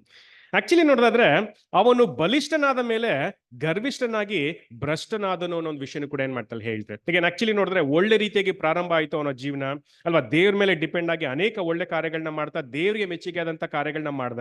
ಹಾಗಾಗಿ ಆ ಕಾರ್ಯಗಳನ್ನ ಮಾಡುವಾಗ ಅವನಿಗೆ ಬಂದಂತ ಗುಣ ಯಾವುದು ಅಂತ ನೋಡೋದಾದ್ರೆ ಆ ಗರ್ವ ಅಂತಾನು ಕೂಡ ಏನ್ ಮಾಡ್ತೀವಿ ನಾವು ನೋಡ್ತೀವಿ. ಆಕ್ಚುಲಿ ಆ ರೀತಿಯಂತ ಒಂದು ಪರಿಸ್ಥಿತಿ ಬರಲೇಬಾರದು ಅಂತ ಹೇಳ್ಬೋದಂದ್ರೆ ಖಂಡಿತ ಇಲ್ಲ, ಯಾಕಂದ್ರೆ ನಮ್ಮ ಪರೀಕ್ಷೆಗೆ ಅದು ಬಹಳ ಮುಖ್ಯ. ಆ ರೀತಿಯಾದಂತ ಒಂದು ಪರೀಕ್ಷೆಗಳು ನಮಗೆ ಬಂದಾಗ ಅದನ್ನ ಅದನ್ನ ಸರಿಯಾಗಿ ನಿಭಾಯಿಸುವಂಥದ್ದು ಬಹಳ ಮುಖ್ಯವಾದಂತ ಒಂದು ವಿಚಾರ. ಇಲ್ಲಿ ನೋಡೋದಾದ್ರೆ ಈ ರಾಜ ಆ ಒಂದು ಪರಿಸ್ಥಿತಿನ, ಅಂದ್ರೆ ಅವನು ಬಲಿಷ್ಠನಾದಾಗ ಅವನು ಅಂತ ಬಂದಂತ ವಿಚಾರ ಒಂದು ಗರ್ವ ಬಂತು ಅಂತಾನು ಕೂಡ ಏನ್ ಮಾಡ್ತಾ ಹೇಳ್ತಾರೆ. ಆ ತರ ಗರ್ವ ಬರುವಂತ ಸಮಯದಲ್ಲಿ ಅವನು ಅದನ್ನ ಸರಿಯಾಗಿ ನಿಭಾಯಿಸಬೇಕಾಗಿತ್ತು. ಬಟ್ ಇಲ್ಲಿ ಆ ರೀತಿಯಾದಂತಹ ಒಂದು ವಿಚಾರಗಳನ್ನ ನಮ್ಗೆ ಕಾಣೋದಕ್ಕೆ ಸಿಕ್ಕಲ್ಲ. ಬದ್ಲಿಗೆ ಏನಾಯ್ತು ಅಂತ ನೋಡೋದಾದ್ರೆ ಅವನು ಬಲಿಷ್ಠನಾಗ್ತಾ ಬಂದ. ಬಲಿಷ್ಠನಾಗೋದ್ರ ಜೊತೆಗೆ ಅವನಲ್ಲಿ ಆ ಒಂದು ಗರ್ವ ಕೂಡ, ಆ ಒಂದು ಅಹಂಕಾರ, ಒಂದು ಪ್ರೈಡ್ ಕೂಡ ಅಲ್ಲಿ ಬೆಳೆದು ಅವನನ್ನ ಭ್ರಷ್ಟನಾಗಿ ಮಾಡ್ತು ಅನ್ನೋ ವಿಚಾರನೂ ಕೂಡ ಏನ್ ಮಾಡ್ತಾರೆ ಹೇಳ್ತಾರೆ. ಆಮೇಲೆ ತನ್ನ ದೇವರಾದ ಯೆಹೋವನಿಗೆ ದ್ರೋಹಿಯಾಗಿ ಧೂಪವೇದಿಯ ಮೇಲೆ ತಾನೇ ಧೂಪ ಹಾಕಬೇಕೆಂದು ಯೆಹೋವನ ಆಲಯದೊಳಕ್ಕೆ ಹೋದನು. ಈಗ ಆಕ್ಚುಲಿ ಇವ್ನು ಮಾಡಿದಂತ ದೊಡ್ಡ ತಪ್ಪು ಏನು ಅಂತ ನೋಡೋದಾದ್ರೆ, ಎಂತೆ ಧೂಪ ಹಾಕ್ಬೇಕಂತ ಯೆಹೋವನ ಆಲಯಕ್ಕೆ ಇವನೇ ಹೋಗ್ತಾನೆ ಅನ್ನೋ ಒಂದು ವಿಚಾರನೂ ಕೂಡ ಏನ್ ಮಾಡ್ತೀವಿ ನಾವು ನೋಡ್ತೀವಿ. ಈಗ ಆಕ್ಚುಲಿ ಆ ಒಂದು ವಾಕ್ಯ ಕೆಲವೊಂದು ವಾಕ್ಯಗಳನ್ನ ತುಂಬಾ ಸಿಂಪಲ್ ಆಗಿ ಬರೀತಾರೆ. ಅದರ ಹಿಂದಿರುವಂತ ವಿಚಾರಗಳನ್ನ ನಾವು ಗ್ರಹಿಸುವಂತದ್ದು ಬಹಳ ಮುಖ್ಯವಾಗುತ್ತೆ. ಇಲ್ಲಿ ನೋಡೋದಾದ್ರೆ ದೇವರ ಆಲಯದಲ್ಲಿ ಅಲ್ವಾ, ಯಾರೇ ಧೂಪನ ಹಾಕ್ಬಹುದು ಅಂತ ನೋಡೋದಾದ್ರೆ ಯಾಜಕರು ಮಾತ್ರನೇ ಹಾಕೋದಕ್ಕೆ ಅಲ್ಲಿ ಅರ್ಹತೆ ಇದೆ. ಯಾಕಂದ್ರೆ ಅದು ಒಂದು ನಿಯಮವಾಗಿ ಮೋಶೆ ಕಾಲದಲ್ಲೇ ಆ ಟ್ಯಾಬರ್ನಾಕಲ್ ನ ಉಂಟು ಮಾಡಿದಾಗಲೇ ದೇವರು ಆ ನಿಯಮನ ಕ್ಲಿಯರ್ ಆಗಿ ಏನ್ ಮಾಡಿದ್ರೆ ಕೊಟ್ಟಿದ್ದಾರೆ ಅಲ್ವಾ. ಹಾಗಾಗಿ ಯಾರು ಕೂಡ ಆ ಒಂದು ನಿಯಮನ ಮೀರಬಾರ್ದು ಅನ್ನೋ ಒಂದು ವಿಚಾರನೂ ಕೂಡ ಏನ್ ಮಾಡ್ತಾರೆ ಹೇಳ್ತಾರೆ. ಹಾಗಾಗಿ ಆ ಧೂಪ ಹಾಕ್ಬೇಕಂದ್ರೆ ಯಾಜಕರು ಮಾತ್ರನೇ ಆ ಒಂದು ಧೂಪನ ಹಾಕ್ಬೇಕು ಅನ್ನೋ ಒಂದು ವಿಚಾರನೂ ಕೂಡ ಏನ್ ಮಾಡ್ತೀವಿ ನಾವು ನೋಡ್ತೀವಿ. ಬಟ್ ಇಲ್ಲಿ ಇವರು ಎಂತೆ ಧೂಪ ಹಾಕುವಂತ ಒಂದು ಕಾರ್ಯನ ಅಲ್ಲಿ ಮಾಡ್ತಾರೆ ಅನ್ನೋ ಒಂದು ವಿಷಯನೂ ಕೂಡ ಏನ್ ಮಾಡ್ತಾರೆ ಹೇಳ್ತಾರೆ. ಹಾಗಾಗಿ ಇಲ್ಲಿ ನಾವು ಗಮನಿಸಬೇಕು, ಯಾಕೆ ಈ ರೀತಿಯಾದಂತ ಒಂದು ಮನಸ್ಥಿತಿ ಆ ರಾಜನ್ಗೆ ಬೆಳೀತು ಅನ್ನೋದನ್ನ ತಿಳ್ಕೊಳ್ಳುವಂಥದ್ದು ಬಹಳ ಮುಖ್ಯ. ಈಗ ಫಾರ್ ಎಕ್ಸಾಂಪಲ್ ಅನ್ಸುತ್ತೆ, ಧೂಪ ಹಾಕುವಂಥದ್ದು ದೊಡ್ಡ ತಪ್ಪ ಅಲ್ವಾ, ಅದು ಒಂದು ತಪ್ಪನ. ಈಗ ದೇವ್ರಿಗೆ ತಾನೇ ಪ್ರೇಸ್ ಮಾಡೋದಕ್ಕೋಸ್ಕರ ಧೂಪ ಹಾಕಕ್ ಹೋಗಿದ್ರು ಅಲ್ವಾ, ಬೇರೆ ಏನು ಕಾರ್ಯ ಮಾಡಕ್ ಹೋಗ್ಲಿಲ್ಲ, ಅಲ್ಲಿ ಧೂಪ ಹಾಕಕ್ಕೋಸ್ಕರ ತಾನೇ ಹೋಗಿದ್ದು, ದೇವರನ್ನ ಆರಾಧನೆ ಮಾಡೋದಕ್ಕೋಸ್ಕರನೇ ತಾನೇ ಹೋಗಿದ್ದು ಅನ್ನೋ ತರ ಅನ್ಸುತ್ತೆ. ಬಟ್ ನೋಡೋದಾದ್ರೆ ವಿಷಯ ಅಷ್ಟಕ್ಕೆ ಅಲ್ಲಿ ನಿಲ್ಲಲ್ಲ. ಬದಲಿಗೆ ಯಾಕೆ ಇವರು ಆ ಒಂದು ಹೆಜ್ಜೆನ ತಗೊಂಡ್ರು ಅನ್ನೋದು ಬಹಳ ಮುಖ್ಯವಾಗುತ್ತೆ. ಫಾರ್ ಎಕ್ಸಾಂಪಲ್ ಜೆಕರ್ಯನಿಂದ ಹಲವಾರು ವಿಚಾರಗಳನ್ನ ಕಲ್ತಿರುವಾಗ ಅವ್ರು ಇವ್ರಿಗೆ ದೇವರ ನಿಯಮಗಳನ್ನ ಹೇಳ್ಕೊಟ್ಟಿರಲ್ವ ಅಂದ್ರೆ ಡೆಫಿನೆಟ್ಲಿ ಹೇಳ್ಕೊಟ್ಟಿರ್ತಾರೆ ಅಲ್ವಾ. ಈಗ ಆಲಯದ ಒಳಗಡೆ ಪ್ರವೇಶ ಮಾಡ್ಬೇಕನ್ನುವಾಗ ಏನೆಲ್ಲ ನಿಯಮಗಳನ್ನ ನಾವು ಫಾಲೋ ಮಾಡ್ಬೇಕು, ಯಾರೇ ಹೋಗ್ಬೇಕು ಅನ್ನೋ ಒಂದು ಪ್ರಥಮ ನಿಯಮನ ಖಂಡಿತ ಅವ್ರಿಗೆ ತಿಳಿಸ್ಕೊಟ್ಟಿರ್ತಾರೆ. ಅದನ್ನ ಯಾಜಕರು ಮಾತ್ರನೇ ಮಾಡ್ಬೇಕು ಅನ್ನೋ ಒಂದು ವಿಷಯನೂ ಕೂಡ ಅಲ್ಲಿ ಗೊತ್ತಿರುತ್ತೆ. ಈಗ ರಾಜನ್ಗೆ ಅದು ಡೆಫಿನೆಟ್ಲಿ ಗೊತ್ತಿರುತ್ತೆ. ಯಾಕೆಂದ್ರೆ ಫಸ್ಟ್ ಟೈಮ್ ಅಲ್ಲ ಇದು, 52 ವರ್ಷ ಬದುಕಿರುವಾಗ 52 ವರ್ಷದಲ್ಲಿ ಆ ವಿಷಯಗಳು ಖಂಡಿತವಾಗ್ಲೂ ಏನಾಗಿರ್ಬೇಕು, ಒಂದಲ್ಲ ಒಂದ್ಸರಿ ಯಾರು ಅವ್ರಿಗೆ ತಿಳಿಸಿರ್ಬೇಕು.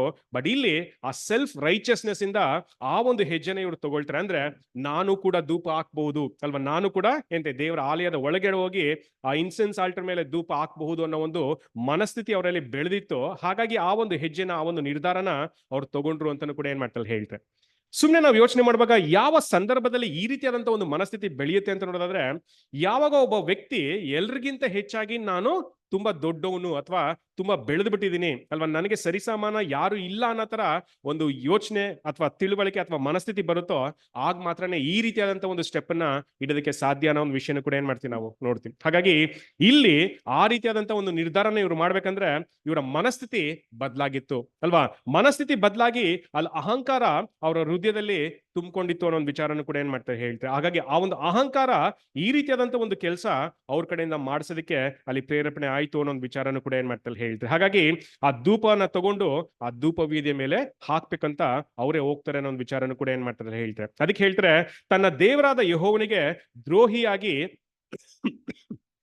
ಧೂಪ ವೇದಿಯ ಮೇಲೆ ತಾನೇ ಧೂಪ ಹಾಕಬೇಕೆಂದು ಯೆಹೋವನ ಆಲಯದೊಳಕ್ಕೆ ಹೋದನು ಅನ್ನೋ ಒಂದು ವಿಚಾರನೂ ಕೂಡ ಏನ್ ಮಾಡ್ತಾರೆ ಹೇಳ್ತಾರೆ. 17ನೇ ವಾಕ್ಯ. ಆಗ ಮಹಾಯಾಜಕನಾದ ಅಜರ್ಯನು ಧೈರ್ಯಶಾಲಿಗಳಾದಂತ 70 ಮಂದಿ ಇತರ ಯಾಜಕರು ಅರಸನಾದ ಉಜ್ಜೀಯನ ಹಿಂದೆಯೇ ಹೋಗಿ ಅವನೆದುರಿಗೆ ನಿಂತು ಅವನಿಗೆ, ಉಜ್ಜೀಯನೇ, ಯೆಹೋವನಿಗೋಸ್ಕರ ಧೂಪ ಹಾಕುವುದು ನಿನ್ನ ಕೆಲಸವಲ್ಲ, ಅದಕ್ಕೋಸ್ಕರ ಆರೋನನ ಸಂತವರಾದ ಯಾಜಕರು ಪ್ರತಿಷ್ಠರಾಗಿದ್ದಾರೆ. ಪವಿತ್ರ ಆಲಯವನ್ನು ಬಿಟ್ಟು ಹೋಗು, ನೀನು ದ್ರೋಹಿ.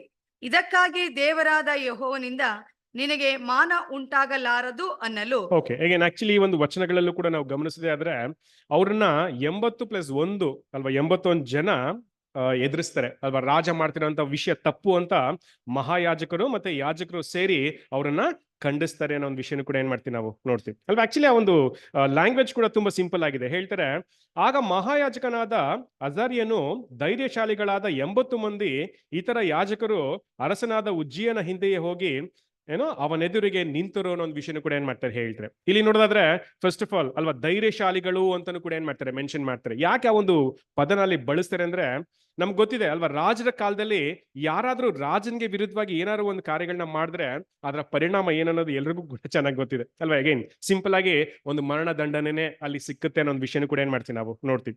ಇಲ್ಲಿ ಯಾಜಕರು ಅದನ್ನು ಮೀರಿ ರಾಜರ ತಪ್ಪನ್ನ ಅಲ್ಲಿ ತಿಳಿಸ್ತಾ ಇದ್ದಾರೆ ಅಲ್ವಾ. ಆಕ್ಚುಲಿ ಎಂತ ಅವನ ಹಿಂದೆ ಹೋಗಿ ಅವನ ಎದುರಿಗೆ ನಿಂತರು ಅನ್ನೋ ಒಂದು ವಿಷಯನೂ ಕೂಡ ಏನ್ ಮಾಡ್ತಾರೆ ಹೇಳ್ತೀವಿ. ಅವನ ಎದುರಿಗೆ ನಿಂತರು ಅನ್ನುವಾಗ ಸುಮ್ನೆ ಎದುರು ಬದ್ರು ನಿಂತರು ಅನ್ಲಿಲ್ಲ, ಬದಲಿಗೆ ಅವ್ನು ಮಾಡ್ತಿರೋಂಥ ವಿಷಯ ತಪ್ಪು ಅಂತ ಅವನಿಗೆ ತಿಳುವಳಿಕೆನ ಕೊಡ್ತಾರೆ ಅಲ್ವಾ. ಆ ರೀತಿಯಾಗಿ ಆ ಒಂದು ವಿಚಾರದ ತಿಳುವಳಿಕೆನ ಅವ್ರಿಗೆ ಕೊಡ್ತಾರೆ ಅನ್ನೋ ಒಂದು ವಿಷಯನೂ ಕೂಡ ಏನ್ ಮಾಡ್ತೀವಿ ನಾವು ನೋಡ್ತೀವಿ. ಹೀಗೆ ನೋಡೋದಾದ್ರೆ ಯಾಜಕರ ಕೆಲಸ, ಮಹಾಯಾಜಕರ ಕೆಲಸ ಎಷ್ಟು ಒಳ್ಳೆ ಕಾರ್ಯ ಅನ್ನೋ ಒಂದು ವಿಚಾರನೂ ಕೂಡ ಏನ್ ಮಾಡ್ತಾರೆ ಹೇಳ್ತಾರೆ. ಅಷ್ಟೇ ಅಲ್ಲ, ಸರಿಯಾದಂತ ಒಂದು ಮನಸ್ಥಿತಿಲಿ ಇರುವಂತವ್ರು ಯಾರೇ ಆದ್ರೂ ಸರಿನೇ ಅವ್ರನ್ನ ಕರೆಕ್ಷನ್ ಮಾಡ್ಬೇಕಂದ್ರೆ ಅವ್ರು ಮಾಡೇ ಮಾಡ್ತಾರೆ ಅನ್ನೋ ಒಂದು ವಿಚಾರನೂ ಕೂಡ ಏನ್ ಮಾಡ್ತೀವಿ ನಾವು ನೋಡ್ತೀವಿ. ಯಾಕಂದ್ರೆ ದೇವರ ನಿಯಮಗಳನ್ನ ಪಾಲಿಸುವಂತವ್ರು, ದೇವರ ವಿಚಾರಗಳನ್ನ ಗ್ರಹಿಸ್ಕೊಂಡಿರುವಂತವ್ರು ಯಾರಿಗೂ ಕೂಡ ಎದುರುವಂತ ಅವಶ್ಯಕತೆ ಇಲ್ಲ. ನ್ಯಾಯವಾಗಿದ್ರೆ ಅದು ಎಂತವ್ರಾಗಿದ್ರು ಸರಿನೇ ಅವ್ರನ್ನ ಸರಿಪಡಿಸುವಂತ, ತಿದ್ದುವಂತ, ಕರೆಕ್ಷನ್ ಮಾಡುವಂತ ಒಂದು ಕೆಲಸನ ಮಾಡಬಹುದು. ಇಲ್ಲಿ ಆ ರೀತಿಯಾದಂತ ಒಂದು ಕೆಲಸನ ಮಹಾಯಾಜಕರು ಕೂಡ ಮಾಡಿದ್ದಾರೆ ಅನ್ನೋ ಒಂದು ವಿಷಯನೂ ಕೂಡ ಏನ್ ಮಾಡ್ತಾರೆ ಹೇಳ್ತಾರೆ. ಹೀಗೆ ನೋಡೋದಾದ್ರೆ ಕಂಪ್ಲೀಟ್ ಆಗಿ ಕ್ಲಿಯರ್ ಇನ್ಸ್ಟ್ರಕ್ಷನ್ಸ್ ಕೊಡ್ತಾರೆ. ಹೀಗೆ ರಾಜ ನೀನ್ ಮಾಡ್ತಿರೋಂಥ ವಿಷಯ ತಪ್ಪಿದೆ, ದೇವ್ರಿಗೆ ವಿರುದ್ಧವಾದಂತ ಒಂದು ಕಾರ್ಯಗಳನ್ನ ಮಾಡ್ತಾ ಇದೆಯಾ, ಆ ರೀತಿಯಾದಂತ ಒಂದು ಕಾರ್ಯಗಳನ್ನ ನೀನ್ ಮಾಡಬಾರ್ದು ಅನ್ನೋ ಒಂದು ವಿಚಾರನ ಆ ರಾಜನ್ಗೆ ಏನ್ ಮಾಡ್ತಾರೆ ತುಂಬಾ ಕ್ಲಿಯರ್ ಆಗಿ ತಿಳಿಸ್ತಾರೆ ಅನ್ನೋ ಒಂದು ವಿಷಯನೂ ಕೂಡ ಏನ್ ಮಾಡ್ತೀವಿ ನಾವು ನೋಡ್ತೀವಿ. ಕಂಟಿನ್ಯೂ ಮಾಡಿ. 18 18 ಹೌದು. ಉಜ್ಜಿಯನೇ, ಯೆಹೋವನಿಗೋಸ್ಕರ ಧೂಪ ಹಾಕುವುದು ನಿನ್ನ ಕೆಲಸವಲ್ಲ. ಅದಕ್ಕೋಸ್ಕರ ಆರೋನನ ಸಂತಾನದವರಾದ ಯಾಜಕರು ಪ್ರತಿಷ್ಠಿತರಾಗಿ ಇದ್ದಾರೆ. ಪವಿತ್ರಾಲಯವನ್ನು ಬಿಟ್ಟು ಹೋಗು, ನೀನು ದ್ರೋಹಿ. ಇದಕ್ಕಾಗಿ ದೇವರಾದ ಯೆಹೋವನಿಂದ ನಿನಗೆ ಮಾನ ಉಂಟಾಗಲಾರದು ಅನ್ನಲು ಧೂಪ ಹಾಕಬೇಕೆಂದು ಕೈಯಲ್ಲಿ ಧೂಪದಾರತಿಯನ್ನು ಹಿಡಿದಿದ್ದ ಉಜ್ಜಿಯನು ಕೋಪವುಳ್ಳವನಾದನು. ಆಕ್ಚುಲಿ ತುಂಬಾ ಭಯಂಕರವಾಗಿದೆ ವಿಷಯ. ಆಕ್ಚುಲಿ ನೋಡಿದ್ರೆ ಈಗ ಮಹಾಯಾಜಕರೇ ಅವ್ರಿಗೆ ಕರೆಕ್ಷನ್ ಮಾಡ್ತಾ ಇದ್ದಾರೆ, ತಿದ್ದುತ್ತಾ ಇದ್ದಾರೆ, ವಿಷಯಗಳನ್ನ ತಿಳಿಸ್ತಾ ಇದ್ದಾರೆ ಅಲ್ವಾ. ನೀನ್ ಮಾಡ್ತಾರಂತ ವಿಷಯ ಸರಿಯಲ್ಲ ಅಲ್ವಾ, ನೀನು ಕರೆಕ್ಷನ್ ಮಾಡ್ಕೋಬೇಕು, ನೀನ್ ತಿದ್ಕೋಬೇಕು ಅನ್ನೋ ಒಂದು ವಿಚಾರನೂ ಕೂಡ ಮಹಾಯಾಜಕರು ತುಂಬಾ ಕ್ಲಿಯರ್ ಆಗಿ ತಿಳಿಸ್ತಾ ಇದ್ದಾರೆ. ಅಗೇನ್ ಪರ್ಟಿಕ್ಯುಲರ್ ಆಗಿ ನೋಡೋದಾದ್ರೆ ಮಹಾಯಾಜಕರು ಅನ್ನುವಾಗ ಅಗೇನ್ ಒಂದು ಭಾಗದಲ್ಲಿ ಯಾವ ರೀತಿಯಾಗಿ ಒಂದು ವಿವರಣೆಗಳನ್ನ ಕೊಟ್ಟಿರ್ಬೋದು ಅಂದ್ರೆ ಬರೀ ಬಾಯಿ ಮಾತಿಂದಲ್ಲ, ಶಾಸ್ತ್ರಗಳನ್ನ ಬಳಸ್ಕೊಂಡು. ಯಾಕಂದ್ರೆ ರಾಜನ್ಗೆ ಈ ಒಂದು ವಿಷಯನ ತಿಳಿಸ್ತಾ ಇದ್ದಾರೆ, ಡೆಫಿನೆಟ್ಲಿ ಆ ಶಾಸ್ತ್ರಗಳನ್ನ ಬಳಸ್ಕೊಂಡು ಆ ವಿಷಯಗಳನ್ನ ಕೋಟ್ ಮಾಡ್ತಾ ರಾಜನ್ಗೆ ತಿಳುವಳಿಕೆನ ಕೊಟ್ಟಿರ್ತಾರೆ, ತಿಳಿ ಹೇಳಿರ್ತಾರೆ. ಆ ಕರೆಕ್ಷನ್ ಮಾಡ್ಕೊಳ್ಳೋದಕ್ಕೆ ಏನತ್ತೆ ಎಲ್ಲಾ ರೀತಿಯಲ್ಲೂ ಕೂಡ ಅಲ್ಲಿ ಸಹಾಯನ ಮಾಡಿರ್ತಾರೆ ಅನ್ನೋ ಒಂದು ವಿಚಾರನ ಕೂಡ ಏನ್ ಮಾಡ್ತೀವಿ ನಾವು ನೋಡ್ತೀವಿ.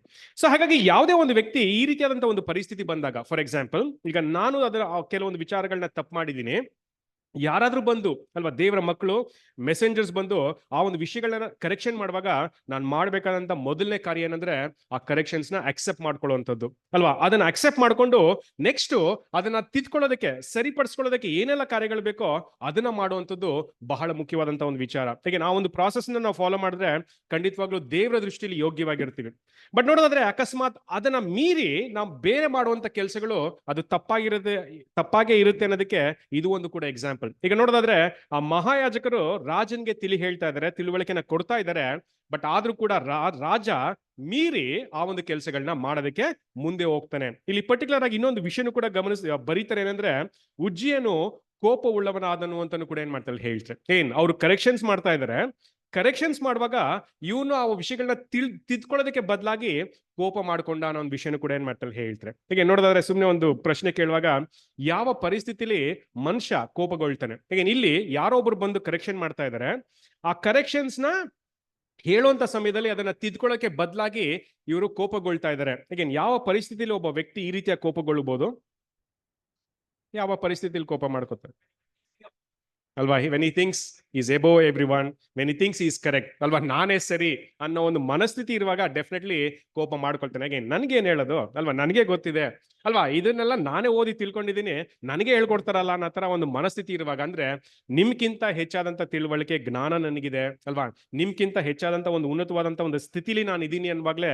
ಅಲ್ಲಿ ಕೋಪ ಬರುತ್ತೆ ಅನ್ನೋ ಒಂದು ವಿಚಾರನೂ ಕೂಡ ಏನ್ ಮಾಡ್ತೀವಿ ನಾವು ನೋಡ್ತೀವಿ. ಹೀಗೆ ನೋಡೋದಾದ್ರೆ ಇಲ್ಲಿ ಆ ರಾಜ ಮಾಡಿದಂತ ಎರಡನೇ ತಪ್ಪೇನಂದ್ರೆ ಫಸ್ಟ್ ಆಫ್ ಆಲ್ ಆ ಕರೆಕ್ಷನ್ ಅಕ್ಸೆಪ್ಟ್ ಮಾಡ್ಲಿಲ್ಲ, ಬದಲಿಗೆ ಅಲ್ಲಿ ಕೋಪಗೊಳ್ತಾನೆ. ಅಂದ್ರೆ he wanted to prove that he is right ಅಲ್ವಾ, ನಾನು ಮಾಡ್ತೀನಂತದ್ದು ಸರಿ ಅಂತ ನಿಂತ್ಕೊಳ್ತಾನೆ. ಹೀಗೆ ಪರ್ಟಿಕ್ಯುಲರ್ ಆಗಿ ಎಷ್ಟೋ ಸರಿ ಈಗ ನಮಗೂ ಕೂಡ ಈ ಒಂದು ವಿಚಾರಗಳನ್ನ ನಾವು ಅಂತ ಅಪ್ಲೈ ಮಾಡ್ಕೋಬಹುದು. ಈಗ ಕೆಲವೊಂದ್ಸರಿ ಕರೆಕ್ಷನ್ಸ್ ಅನ್ನೋ ಒಂದು ವಿಷಯ ಬರುವಾಗ ಜನರಲ್ ಆಗಿ ಸ್ವಾಭಾವಿಕವಾಗಿ ಯಾರು ಕೂಡ ನಮ್ಗೆ ಕರೆಕ್ಷನ್ಸ್ ಅಕ್ಸೆಪ್ಟ್ ಮಾಡುವಂತ ಒಂದು ಮನಸ್ಥಿತಿ ಇರಲ್ಲ ಅಲ್ವಾ, ಈಸಿಯಾಗಿ ಕರೆಕ್ಷನ್ಸ್ ನ ತಗೊಳ್ಳೋದೇ ಇಲ್ಲ. ಚಿಕ್ಕವರಿಂದ ಹಿಡಿದು ದೊಡ್ಡವರವರೆಗೂ ಕರೆಕ್ಷನ್ಸ್ ಅನ್ನೋ ಒಂದು ವಿಚಾರ ಬರುವಾಗ ಅದನ್ನ ರೆಸಿಸ್ಟ್ ಮಾಡುವಂತ ಒಂದು ಮನಸ್ಥಿತಿನೇ ನಮ್ಗಿರುತ್ತೆ. ಬಟ್ ಅಗೇನ್ ದೇವರ ಮಕ್ಕಳಾಗಿರುವಂತ ನಾವು ಅದನ್ನ ಸ್ವಲ್ಪ ವಿಭಿನ್ನವಾಗಿ ಯೋಚನೆ ಮಾಡುವಂಥದ್ದು ಬಹಳ ಮುಖ್ಯವಾಗುತ್ತೆ. ಯಾಕೆಂದ್ರೆ ಈಗ ದೇವ್ರಿ ಆ ರೀತಿಯಾದಂತಹ ಒಂದು ಪರಿಸ್ಥಿತಿನ ಕೊಟ್ಟಿದ್ದಾರೆ ಅಂದ್ರೆ ಡೆಫಿನೆಟ್ಲಿ ದೇವ್ರಿಗೆ ನಮ್ಮಲ್ಲಿ ಆ ಒಂದು ಗುಣಲಕ್ಷಣಗಳ ಬೆಳವಣಿಗೆ ಅವಶ್ಯಕತೆ ಇದೆ. ಅದಕ್ಕೋಸ್ಕರನೇ ಅದನ್ನ ಕೊಟ್ಟಿದ್ದಾರೆ, ಅದನ್ನ ಅನುಮತಿ ಮಾಡಿದ್ರೆ ಅಂತ ನಾವು ತಿಳ್ಕೊಂಡು ಆ ಒಂದು ವಿಷಯಗಳನ್ನ ಗ್ರಹಿಸ್ಕೊಳ್ಳುವಂಥದ್ದು ಬಹಳ ಮುಖ್ಯವಾಗುತ್ತೆ. ಹೇಗೆ ಆ ರೀತಿಯಾಗಿ ಮಾಡುವಾಗ ನಮ್ಮ ಒಂದು ಪ್ರಾಸೆಸ್ ಅಥವಾ ನಮ್ಮ ಒಂದು ಮಾರ್ಗ ಸರಿಯಾಗಿರುತ್ತೆ. ಏನಕ್ಕೆ ಕರೆಕ್ಷನ್ಸ್ ಮಾಡ್ಕೊಳ್ಳುವಾಗ ನಾವಿನ್ನೂ ಅಲ್ವಾ ಕ್ರಿಸ್ತನ ಹೆಜ್ಜೆ ಜಾಡಿನಲ್ಲಿ ನಡೆಯೋದಕ್ಕೆ ಅವಕಾಶ ಆಗುತ್ತೆ. ಇನ್ನೂ ಒಂದು ಪರ್ಫೆಕ್ಷನ್ಗೆ ಇನ್ನೂ ಒಂದು ಸ್ಟೆಪ್ ಮೇಲೋಗಕ್ಕೆ ಅವಕಾಶ ಆಗುತ್ತೆ. ಹಾಗಾಗಿ ಆ ರೀತಿಯಾದಂತಹ ಒಂದು ಅಡ್ಜಸ್ಟ್ಮೆಂಟ್ ನಾವು ಮಾಡ್ಕೊಳ್ಳುವಂಥದ್ದು ಬಹಳ ಮುಖ್ಯವಾಗುತ್ತೆ. ಇಲ್ಲಿ ನೋಡೋದಾದ್ರೆ ಆ ರಾಜ ಬಹಳ ಮುಖ್ಯವಾಗಿ ಅಲ್ವಾ ಏನ್ ಮಾಡ್ಕೊಂಡಂದ್ರೆ ಅವ್ರು ಕೊಟ್ಟಂತ ಅಡ್ವೈಸ್ ನ ತಗೊಳ್ಳಿಲ್ಲ, ಬದಲಿಗೆ ಅವನು ಇನ್ನು ಕೋಪ ಉಳ್ಳವನಾದನು ಅಂತಾನು ಕೂಡ ಏನ್ ಮಾಡ್ತಾರೆ ಹೇಳ್ತಾರೆ. ಕಂಟಿನ್ಯೂ ಮಾಡಿ ಸಿಸ್ಟರ್ ಅಲ್ಲಿಂದ. ಅವನು ಯೆಹೋವನ ಆಲಯದ ಧೂಪವೇದಿಯ ಬಳಿಯಲ್ಲಿ ನಿಂತು ಯಾಜಕರೊಡನೆ ಸಿಟ್ಟಿನಿಂದ ಮಾತಾಡುತ್ತಿರುವಾಗ ಯಾಜಕರ ಸಮಕ್ಷಮದಲ್ಲಿ ಅವನ ಹಣೆಯಲ್ಲಿ ಕುಷ್ಠ ಹುಟ್ಟಿತು. ನೋಡೋದಾದ್ರೆ ವಾದಿಸೋದು ಬೇರೆ ಮಾಡ್ತಾರೆ ಅಲ್ವಾ. ಕರೆಕ್ಷನ್ಸ್ ಮಾಡ್ಕೊಂಡ್ರೆ ಕರೆಕ್ಷನ್ಸ್ ಮಾಡ್ಕೊಳ್ಳಿಲ್ಲ, ಬದಲಿಗೆ ಕೋಪ ಮಾಡ್ಕೊಂಡು ಇನ್ನು ಅಲ್ವಾ ನಾನೇ ಸರಿ ಅಂತ ಹೇಳುವಂತ ಒಂದು ವಾದನ ಅಲ್ಲಿ ಮಾಡುವಂತ ಒಂದು ಕಾರ್ಯನೂ ಕೂಡ ನಾವು ನೋಡ್ತೀವಿ. ಅದಕ್ಕೆ ನಮ್ಗೆ ಗೊತ್ತಿದೆ ಅಲ್ವಾ ದೇವ್ರು ಎಷ್ಟು ಮಟ್ಟಿಗೆ ಅಲ್ವಾ ಕೆಲವೊಂದು ವಿಚಾರಗಳನ್ನ ಸಹಿಸ್ಕೊಳ್ತಾರೆ ಅಲ್ವಾ, ಎಷ್ಟು ಮಟ್ಟಿಗೆ ಕೆಲವೊಂದ್ಸರಿ ಯಾವ ಕಾರ್ಯಗಳನ್ನ ಅನು ಮಾಡ್ಕೊಡ್ಬೇಕೋ ಅದನ್ನ ಪರ್ಮಿಟ್ ಮಾಡ್ಬೇಕೋ ಅದನ್ನ ಮಾಡ್ತಾರೆ. ಇಲ್ಲಿ ರಾಜನ್ಗೆ ಅಲ್ಲಿ ಕುಷ್ಠ ಬಂತು ಅನ್ನೋ ಒಂದು ವಿಚಾರನೂ ಕೂಡ ಏನ್ ಮಾಡ್ತಾರೆ ಹೇಳ್ತಾರೆ. ಈಗ ಆ ಲಾಸ್ಟ್ ಲೈನ್ ಕೂಡ ತುಂಬಾ ಚೆನ್ನಾಗಿದೆ. ಅವನ ಹಣೆಯ ಮೇಲೆ ಕುಷ್ಠ ಬಂತು ಅನ್ನೋ ಒಂದು ವಿಚಾರನೂ ಕೂಡ ಏನ್ ಮಾಡ್ತಾರೆ ಹೇಳ್ತಾರೆ ಅಲ್ವಾ. ಯೂಶಲಿ ಹಣೆ ಫೋರ್ ಹೆಡ್ ಅನ್ನುವಾಗ ಅದು ಜ್ಞಾನದ ಸಂಕೇತ ಅಂತಾನು ಕೂಡ ಕರೀತಾರೆ. ಈಗ ನಾಲೆಡ್ಜ್ ಅನ್ನೋ ಒಂದು ಥಾಟ್ನು ಕೂಡ ಏನ್ ಮಾಡ್ತಾರೆ ಹೇಳ್ತಾರೆ. ಬಟ್ ಇಲ್ಲಿ ಆ ರಾಜನ್ಗಿದ್ದಂತ ಅಹಂಕಾರನೇ ಅವನ ಒಂದು ನಾಶನಕ್ಕೆ ಅದು ಕಾರಣ ಆಯ್ತು. ಅಲ್ಲೇನಾಯ್ತು ಅವನಿಗೆ ಕುಷ್ಠ ಬಂತು ಅನ್ನೋ ಒಂದು ಥಾಟನ್ನು ಕೂಡ ಅಲ್ಲಿ ಹೇಳುವಂತದ್ನು ಕೂಡ ನಾವು ನೋಡ್ತೀವಿ. ಹಾಗಾಗಿ ಆ ರಾಜನಿಗೆ ಆ ಕುಷ್ಠ ಬಂತು ಅಂತಾನು ಕೂಡ ಏನ್ ಮಾಡ್ತಾರೆ ಹೇಳ್ತಾರೆ. ಆಮೇಲೆ 20-21 ಓದ್ಬಿಡಿ. ಮಹಾಯಾಜಕನಾದ ಅಜರ್ಯನು ಎಲ್ಲಾ ಯಾಜಕರು ಅವನನ್ನ ದೃಷ್ಟಿಸಿ ನೋಡಿದಾಗ ಅವನ ಹಣೆಯಲ್ಲಿ ಕುಷ್ಠವು ಕಂಡು ಬಂದ ಕಾರಣ ಅವನನ್ನು ಶೀಘ್ರವಾಗಿ ಅಲ್ಲಿಂದ ಹೊರಡಿಸಿದರು. ಯೆಹೋವನು ತನ್ನನ್ನು ಬಾಧಿಸಿದಾನೆಂದು ಅವನಿಗೆ ತಿಳಿದಿದ್ದರಿಂದ ಅವನು ಶೀಘ್ರವಾಗಿ ಹೊರಗೆ ಹೋದನು. ಉಜ್ಜೀಯನು ಜೀವದಿಂದ ಇರುವವರೆಗೂ ಕುಷ್ಠರೋಗಿಯಾಗಿದ್ದು ಯೆಹೋವನ ಆಲಯಕ್ಕೆ ಬಾರದಂತೆ ಬಹಿಷ್ಕೃತನಾದನು. ಅವನು ಕುಷ್ಠದ ದೆಸೆಯಿಂದ ಪ್ರತ್ಯೇಕನಾದ ಮನೆಯಲ್ಲಿ ವಾಸಿಸಬೇಕಾಯಿತು. ರಾಜ ಗೃಹಾಧಿಪತಿಯ ಪಥ್ಯವನ್ನು ಪ್ರಜಾಪಾಲನೆಯನ್ನು ಅವನ ಮಗನಾದ ಯೋತಾಮನು ನೋಡಿಕೊಳ್ಳುತ್ತಿದ್ದನು. ಈಗ ಆಕ್ಚುಲಿ ನೋಡೋದಾದ್ರೆ ಆಗಿನ ಕಾಲದಲ್ಲಿ ಕುಷ್ಠರೋಗ ಅನ್ನೋದೇ ಬಹಳ ಭಯಂಕರವಾದಂತ ಒಂದು ವ್ಯಾಧಿ ಅಲ್ವಾ. ನೋಡೋದಾದ್ರೆ ಆ ರೀತಿಯಾದಂತಹ ಒಂದು ಕುಷ್ಠ ರಾಜನಿಗೆ ಬಂತು ಅನ್ನೋ ಒಂದು ವಿಷಯನೂ ಕೂಡ ಏನ್ ಮಾಡ್ತಾರೆ ಹೇಳ್ತಾರೆ. ಹಾಗಾಗಿ ಉಜ್ಜೀಯನ ಜೀವದಿಂದಿರುವವರೆಗೂ ಕುಷ್ಠರೋಗಿಯಾಗಿದ್ದು ಯೆಹೋವನ ಆಲಯಕ್ಕೆ ಬಾರದಂತೆ ಬಹಿಷ್ಕೃತನಾದನು ಅನ್ನೋ ಒಂದು ವಿಚಾರನೂ ಕೂಡ ಏನ್ ಮಾಡ್ತಾರೆ ಹೇಳ್ತಾರೆ. ಅಲ್ಲಿಗೆ ನೋಡಿದ್ರೆ ಅವರ ಪ್ರಾರಂಭ ಹೇಗಿತ್ತು ಅಂದ್ರೆ ದೇವ್ರಿಗೆ ಯೋಗ್ಯವಾಗಿ ದೇವ್ರಿಗೆ ಮೆಚ್ಚುಗೆ ಆದಂತ ಕಾರ್ಯಗಳನ್ನ ಮಾಡಿದ್ರು ಅನ್ನೋ ಒಂದು ವಿಚಾರನೂ ಕೂಡ ಏನ್ ಮಾಡ್ತಾರೆ ಹೇಳ್ತಾರೆ. ಬಟ್ ಅಂತ್ಯ ನೋಡೋದಾದ್ರೆ ಮತ್ತೆ ಅವ್ರು ಯೆಹೋವನ ಆಲಯಕ್ಕೆ ಹೋಗಕ್ಕೆ ಆಗ್ಲೇ ಇಲ್ಲ ಅನ್ನೋ ಒಂದು ವಿಚಾರನೂ ಕೂಡ ಏನ್ ಮಾಡ್ತಾರೆ ಹೇಳ್ತಾರೆ. ಅದೇ ರೀತಿಯಲ್ಲಿ ಅವರು ಪ್ರಾಣನ ಬಿಟ್ರು, ಅವರು ಸತ್ರು ಅನ್ನೋ ಒಂದು ವಿಚಾರನೂ ಕೂಡ ಏನ್ ಮಾಡ್ತಾರೆ ಹೇಳ್ತಾರೆ. ಹೀಗೆ ಆಕ್ಚುಲಿ ಇದನ್ನ ಒಂದು ಐರನಿ ಆಫ್ ಲೈಫ್ ಅಂತಾನೂ ಕೂಡ ನಾವು ತಗೋಬಹುದು ಅಲ್ವಾ, ವಿಪರ್ಯಾಸ ಅಂತಾನೂ ಕೂಡ ನಾವು ತಗೋಬಹುದು.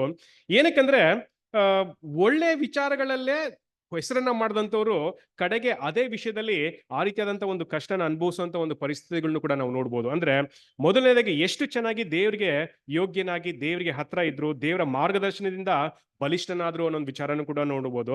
ಅದೇ ರೀತಿಯಾಗಿ ಅಂತ್ಯ ನೋಡುವಾಗ ಅದನ್ನ ನೋಡೋದಾದ್ರೆ ಮತ್ತೆ ದೇವರನ್ನ ಅವರು ನೋಡೋದಕ್ಕೆ ಸಾಧ್ಯನೇ ಆಗ್ಲಿಲ್ಲ, ದೇವರ ಆಲಯಕ್ಕೆ ಮತ್ತೆ ಹೋಗಕ್ಕೆ ಸಾಧ್ಯನೇ ಆಗ್ಲಿಲ್ಲ ಅನ್ನೋ ಒಂದು ವಿಚಾರನೂ ಕೂಡ ಏನ್ ಮಾಡ್ತಾರೆ ಹೇಳ್ತಾರೆ. ಹೀಗೆ ನೋಡೋದಾದ್ರೆ ಈ ರೀತಿಯಾದಂತ ಒಂದು ವಿಷಯ ಅಲ್ಲಿ ಕಂಡು ಬರುತ್ತೆ. ಪ್ರಾಬಬಲಿ ನನಗೆ ಬಹಳ ಇಂಪಾರ್ಟೆಂಟ್ ಅಥವಾ ಮುಖ್ಯವಾದಂತ ಒಂದು ವಿಚಾರ ಏನಂದ್ರೆ ಆ 15 ಮತ್ತೆ 16 ವಚನಗಳು ಅಲ್ವಾ. ಅಲ್ಲಿ ಹೇಳ್ತಾರೆ ಆತನು ಬಲಿಷ್ಠನಾದ ಮೇಲೆ ಗರ್ವಿಷ್ಠನಾಗಿ ಭ್ರಷ್ಟನಾದನು ಅನ್ನೋ ಒಂದು ವಿಷಯನೂ ಕೂಡ ಏನ್ ಮಾಡ್ತಾರೆ ಹೇಳ್ತಾರೆ. ಹೀಗೆ ಪ್ರಾಬಬಲಿ ಅವನು ಬಲಿಷ್ಠನಾಗಿದ್ದೆ ದೊಡ್ಡ ತಪ್ಪು ಅನ್ನೋ ಒಂದು ವಿಚಾರ ಅಲ್ವಾ. ನೋಡೋದಾದ್ರೆ ಹಂಗಂತ ಅನ್ಸುತ್ತೆ.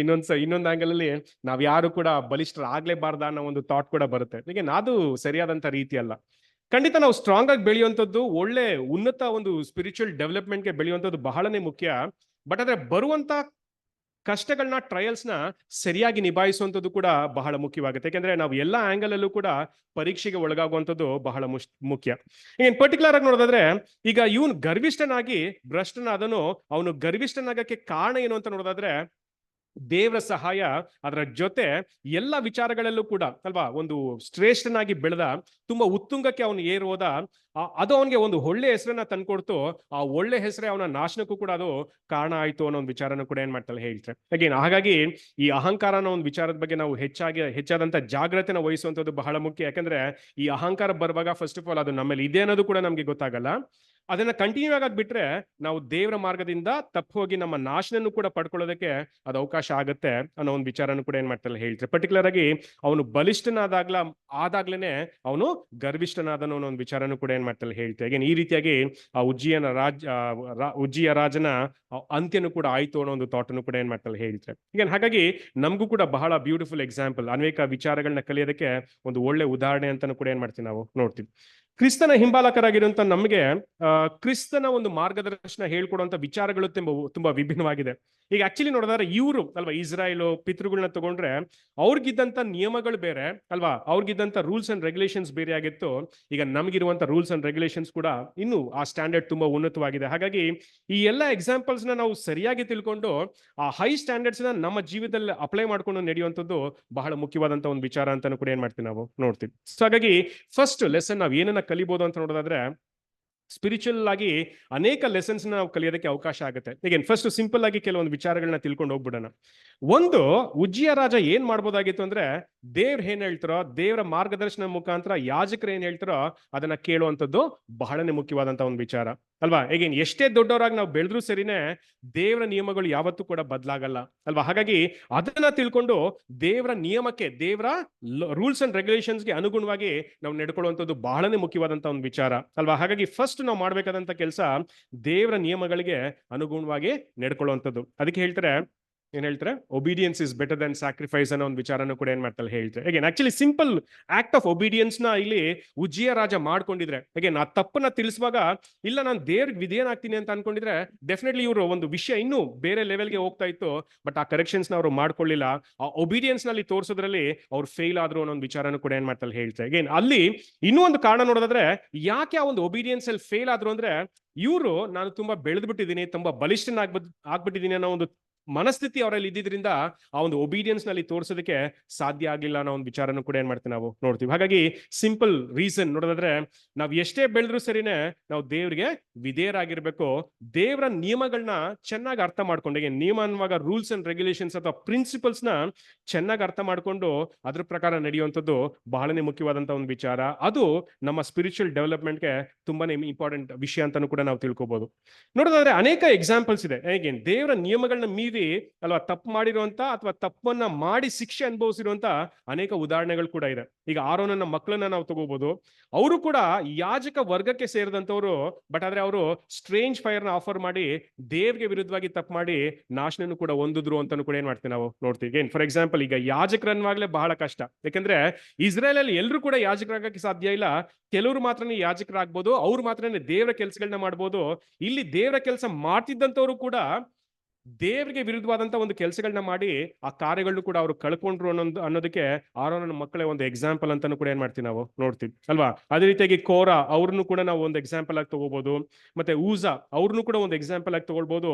ಅಲ್ಲೆಲ್ಲನೂ ಕೂಡ ನಮ್ಗೆ ಬರುವಂತ ತಿಳುವಳಿಕೆ ಏನಂದ್ರೆ ದ ಆಕ್ಟ್ ಆಫ್ ಒಬಿಡಿಯನ್ಸ್ ಅಲ್ವಾ, ವಿಧೇಯತೆಯನ್ನ ಒಂದು ಪಾಠನ ನಮ್ಗೆ ಕಲಿಸ್ತಾರೆ. ಹಾಗಾಗಿ ದೇವ್ರು ವಿಧೇಯನ್ನು ಬಲಿಗಳಿಗಿಂತ ಹೆಚ್ಚಾಗಿ ವಿಧೇಯತೆಗೆ ಮುಖ್ಯತ್ವನ ಕೊಡ್ತಾರೆ ಅನ್ನೋ ಒಂದು ಪಾಠನೂ ಕೂಡ ನಮ್ಗೆ ಅಲ್ಲಿ ತಿಳಿಸ್ತಾರೆ ಅಂತಾನು ಕೂಡ ಏನ್ ಮಾಡ್ತೀವಿ ನಾವು ನೋಡ್ತೀವಿ. ಹಾಗಾಗಿ ಆ ವಿಧೇಯತನ ಒಂದು ಪಾಠನ ನಾವು ತಿಳ್ಕೊಳ್ಳುವಂಥದ್ದು ಬಹಳನೇ ಮುಖ್ಯವಾದಂತ ಒಂದು ವಿಚಾರ ಅಂತಾನು ಕೂಡ ಏನ್ ಮಾಡ್ತಾರೆ ಹೇಳ್ತಾರೆ. ಈಗ ಇದೇ ರೀತಿಯಾಗಿ ಇನ್ನು ಕೆಲವೊಂದು ಎಕ್ಸಾಂಪಲ್ಸ್ ನಮ್ಗಿದೆ. ಅಂದ್ರೆ ಯಾರು ಒಂದು ಒಳ್ಳೆ ರೀತಿಯಲ್ಲಿ ಪ್ರಾರಂಭ ಮಾಡಿ ಬಟ್ ಕಾಲಕ್ರಮೇಣ ಆ ಒಂದು ಬದಲಾವಣೆನ ಹೊಂದ್ಕೊಂಡಿರೋ ಎಕ್ಸಾಂಪಲ್ಸ್ ಕೂಡ ಇದೆ ಅಲ್ವಾ. ಅದಕ್ಕೆ ಇನ್ನೊಂದು ಎಕ್ಸಾಂಪಲ್ಸ್ ಹೇಳೋದಾದ್ರೆ ನೀವೇ ಹೇಳ್ತೀರಾ. ಈಗ ಲೂಸಿಫರ್ ಅನ್ನೋದು ಇನ್ನೊಂದು ಗ್ರೇಟೆಸ್ಟ್ ಎಕ್ಸಾಂಪಲ್.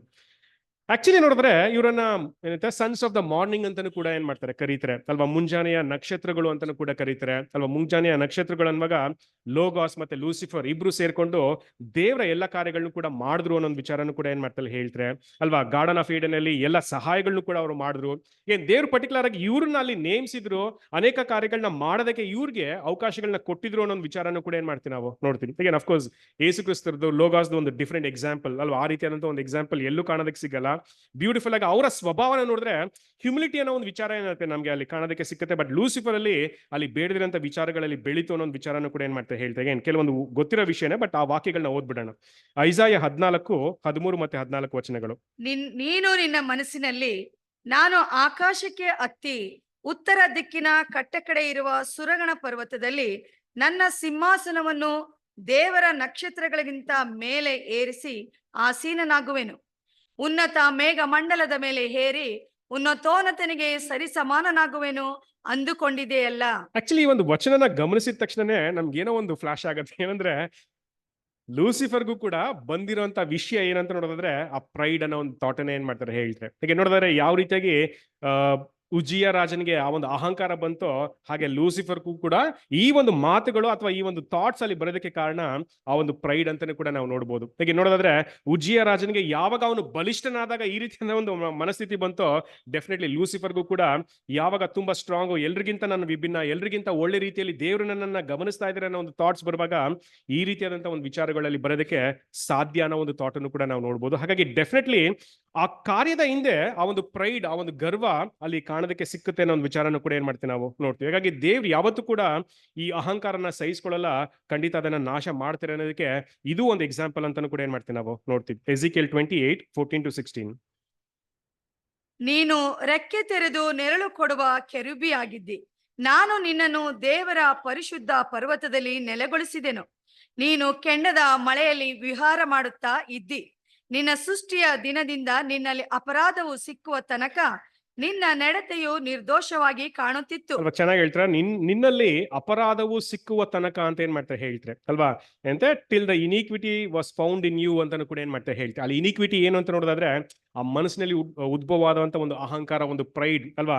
ನಾನು ದೇವರ ಸ್ಥಾನಕ್ಕೆ ಹೋಗಿ ಏರ್ತೀನಿ ಅಥವಾ ದೇವರ ಸ್ಥಾನದಲ್ಲಿ ನಾನು ಕೂತ್ಕೊಳ್ತೀನಿ ಅನ್ನೋ ಒಂದು ಗರ್ವದ ವಿಚಾರಗಳು ಅವರ ಮನಸ್ಸಲ್ಲಿ ಬಂತು. ಹಾಗಾಗಿ ಆ ವಿಷಯಗಳು ಮನಸ್ಸಲ್ಲಿ ಬರೋವರೆಗೂ ನೀನು ಪರ್ಫೆಕ್ಟ್ ಆಗೇ ಇದ್ದೆ, ಅದು ಬಂದಾಗ ನಿನ್ನನ್ನ ಅದು ಹಾಳು ಮಾಡ್ತು ಅನ್ನೋ ಒಂದು ವಿಚಾರನೂ ಕೂಡ ಏನ್ ಮಾಡ್ತಾರೆ ಹೇಳ್ತಾರೆ. ಕಂಟಿನ್ಯೂ ಮಾಡಿ. ನಿನ್ನ ಮಿತಿ ಇಲ್ಲದ ವ್ಯಾಪಾರದಿಂದ ನಿನ್ನಲ್ಲಿ ಬಲಾತ್ಕಾರವು ತುಂಬಿ ನೀನು ಪಾಪಿಯಾದಿ. ಅಲ್ವಾ, ನಿನ್ನ ಮಿತಿ ಇಲ್ಲದ ವ್ಯಾಪಾರದಿಂದ ಅಂತಾನು ಕೂಡ ಏನ್ ಮಾಡ್ತಾರೆ ಹೇಳ್ತೇವೆ. ವ್ಯಾಪಾರ ಅನ್ನುವಾಗ ಸುಮ್ನೆ ಫಾರ್ ಎಕ್ಸಾಂಪಲ್ ಏನ್ ಮಾಡಿದ್ರು ಅನ್ನೋ ಒಂದು ಥಾಟ್ ಕೂಡ ನಾವು ಗಮನಿಸಬಹುದು.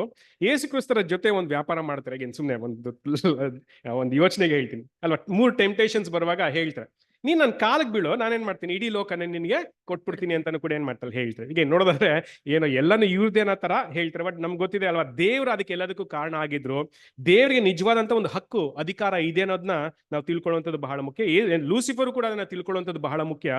ಬಟ್ ನೋಡೋದಾದ್ರೆ ಮಿತಿ ಇಲ್ಲದ ವ್ಯಾಪಾರದಿಂದ ಈ ರೀತಿಯಾದಂತ ಒಂದು ಪರಿಸ್ಥಿತಿ ಏನಾಗಿದೆ ಅಲ್ಲಿ ಉಂಟಾಗಿದೆ ಅಲ್ವಾ. ನಿನ್ಗೆ ಆ ಅರ್ಹತೆ ಇಲ್ಲ, ಅದನ್ನ ಪಡ್ಕೊಂಡು ನಾನು ಆ ಒಂದು ಸ್ಥಾನಕ್ಕೆ ಏರೋಗ್ಬಿಡ್ತೀನಿ ಅನ್ನೋ ಒಂದು ಥಾಟ್ಸ್ ಅಲ್ವಾ. ಮಿತಿ ಇಲ್ಲದಂತ ವ್ಯಾಪಾರದ ಒಂದು ಮನಸ್ಥಿತಿ ಇದ್ದಿದ್ರಿಂದ ನೀನು ನಿನ್ನ ನಾಶನಕ್ಕೆ ಅದು ಕಾರಣ ಆಯ್ತು ಅನ್ನೋ ಒಂದು ವಿಚಾರನ ಕೂಡ ಏನ್ ಮಾಡ್ತಾರೆ ಹೇಳ್ತಾರೆ. ಇನ್ನೊಂದ್ಸರಿ ಓದ್ಬಿಡಿ 16ನೇ ವಾಕ್ಯ. ನಿನ್ನ ಮಿತಿ ಇಲ್ಲದ ವ್ಯಾಪಾರದಿಂದ ನಿನ್ನಲ್ಲಿ ಬಲಾತ್ಕಾರವು ತುಂಬಿ ನೀನು ಪಾಪಿಯಾದಿ. ಅಲ್ವಾ, ನೋಡೋದಾದ್ರೆ ಮಿತಿ ಇಲ್ಲದ ವ್ಯಾಪಾರದಿಂದ ನಿನ್ನಲ್ಲಿ ಬಲಾತ್ಕಾರವು ತುಂಬಿ ನೀನು ಪಾಪಿಯಾದಿ ಅಂತಾನು ಕೂಡ ಏನ್ ಮಾಡ್ತಾ ಹೇಳ್ತಾರೆ. ಪ್ರೈಡ್ ಬರುವಾಗ ಇನ್ನೊಂದು ವಿಷಯ ಕೂಡ ನಡೆಯುತ್ತೆ ಅಲ್ವಾ. ಏನ್ ನಡೆಯುತ್ತೆ ಅಂದ್ರೆ ಅಲ್ಲಿ ಬಲಾತ್ಕಾರವೂ ಕೂಡ ನಡೆಯುತ್ತೆ. ಈಗ ಯೂಶಲಿ ಪ್ರೈಡ್ ಇರೋಂಥ ವ್ಯಕ್ತಿಗಳು ಅವರ ಡೀಲಿಂಗ್ಸ್ ಹೇಗಿರುತ್ತೆ ಅಂದ್ರೆ ಬೈ ಫೋರ್ಸ್ ಎಲ್ಲನೂ ಕೂಡ ಪಡ್ಕೊಳ್ಳುವಂತ ಒಂದು ಮನಸ್ಥಿತಿನ ಅಲ್ಲಿ ಎದುರು ನೋಡ್ತೀವಿ. ಹಾಗಾಗಿ ಡೆಫಿನೆಟ್ಲಿ ಆ ಒಂದು ಪ್ರೈಡ್ ಬಂದಾಗ ಅಲ್ಲಿ ಬಲಾತ್ಕಾರದಿಂದ ಅನೇಕ ಕಾರ್ಯಗಳನ್ನ ಮಾಡುವಂಥದ್ದು, ಆ ಒಂದು ಶಕ್ತಿ ಪ್ರದರ್ಶನ ಮಾಡುವಂಥದ್ದು, ಆ ಫೋರ್ಸ್ಫುಲಿ ಆ ಒಂದು ಕಾರ್ಯಗಳನ್ನ ಮಾಡುವಂಥದ್ದು ಕೂಡ ನಾವು ನೋಡೋದಕ್ಕೆ ಸಿಕ್ಕುತ್ತೆ. ಇಲ್ಲಿ ಅದೇ ರೀತಿಯಾದಂತಹ ಒಂದು ಕಾರ್ಯಗಳು ನಡೆಯುತ್ತೆ. ಹಾಗಾಗಿ ಅದರ ಹಿಂದೆ ಇರುವಂತ ಆಲೋಚನೆ ಅದು ಪ್ರೈಡ್ ಅಥವಾ ಅಹಂಕಾರ, ಗರ್ವ ಅನ್ನೋ ಒಂದು ವಿಚಾರನೂ ಕೂಡ ಏನ್ ಮಾಡ್ತೀವಿ ನಾವು ನೋಡ್ತೀವಿ. ಆಮೇಲೆ ಆದ ಕಾರಣ ನಾನು ನಿನ್ನನ್ನು ದೇವರ ಪರ್ವತದಿಂದ ಹೊಲಸನ್ನಾಗಿ ತಳ್ಳಿಬಿಟ್ಟೆನು. ಹೌದು, ನೆರಳು ಕೊಡುವ ಕೆರೂಬಿಯೇ, ಕೆಂಡದ ಮಳೆಯ ಮಧ್ಯದಲ್ಲಿನ ನಿನ್ನ ನೆಲೆಯಿಂದ ನಾನು ನಿನ್ನನ್ನು ಕಿತ್ತು ಧ್ವಂಸ ಮಾಡಿದೆನು. ಏನ್ 2 ವಿಷಯ ಹೇಳ್ತಾರಲ್ವಾ. ಹಾಗಾಗಿ ದೇವರ ಪರ್ವತದಿಂದ ಹೊಲಸನ್ನಾಗಿ ತಳ್ಳಿಬಿಟ್ಟೆನು ಅಂತಾನು ಕೂಡ ಏನ್ ಮಾಡ್ತಾರೆ ಹೇಳ್ತಾರೆ.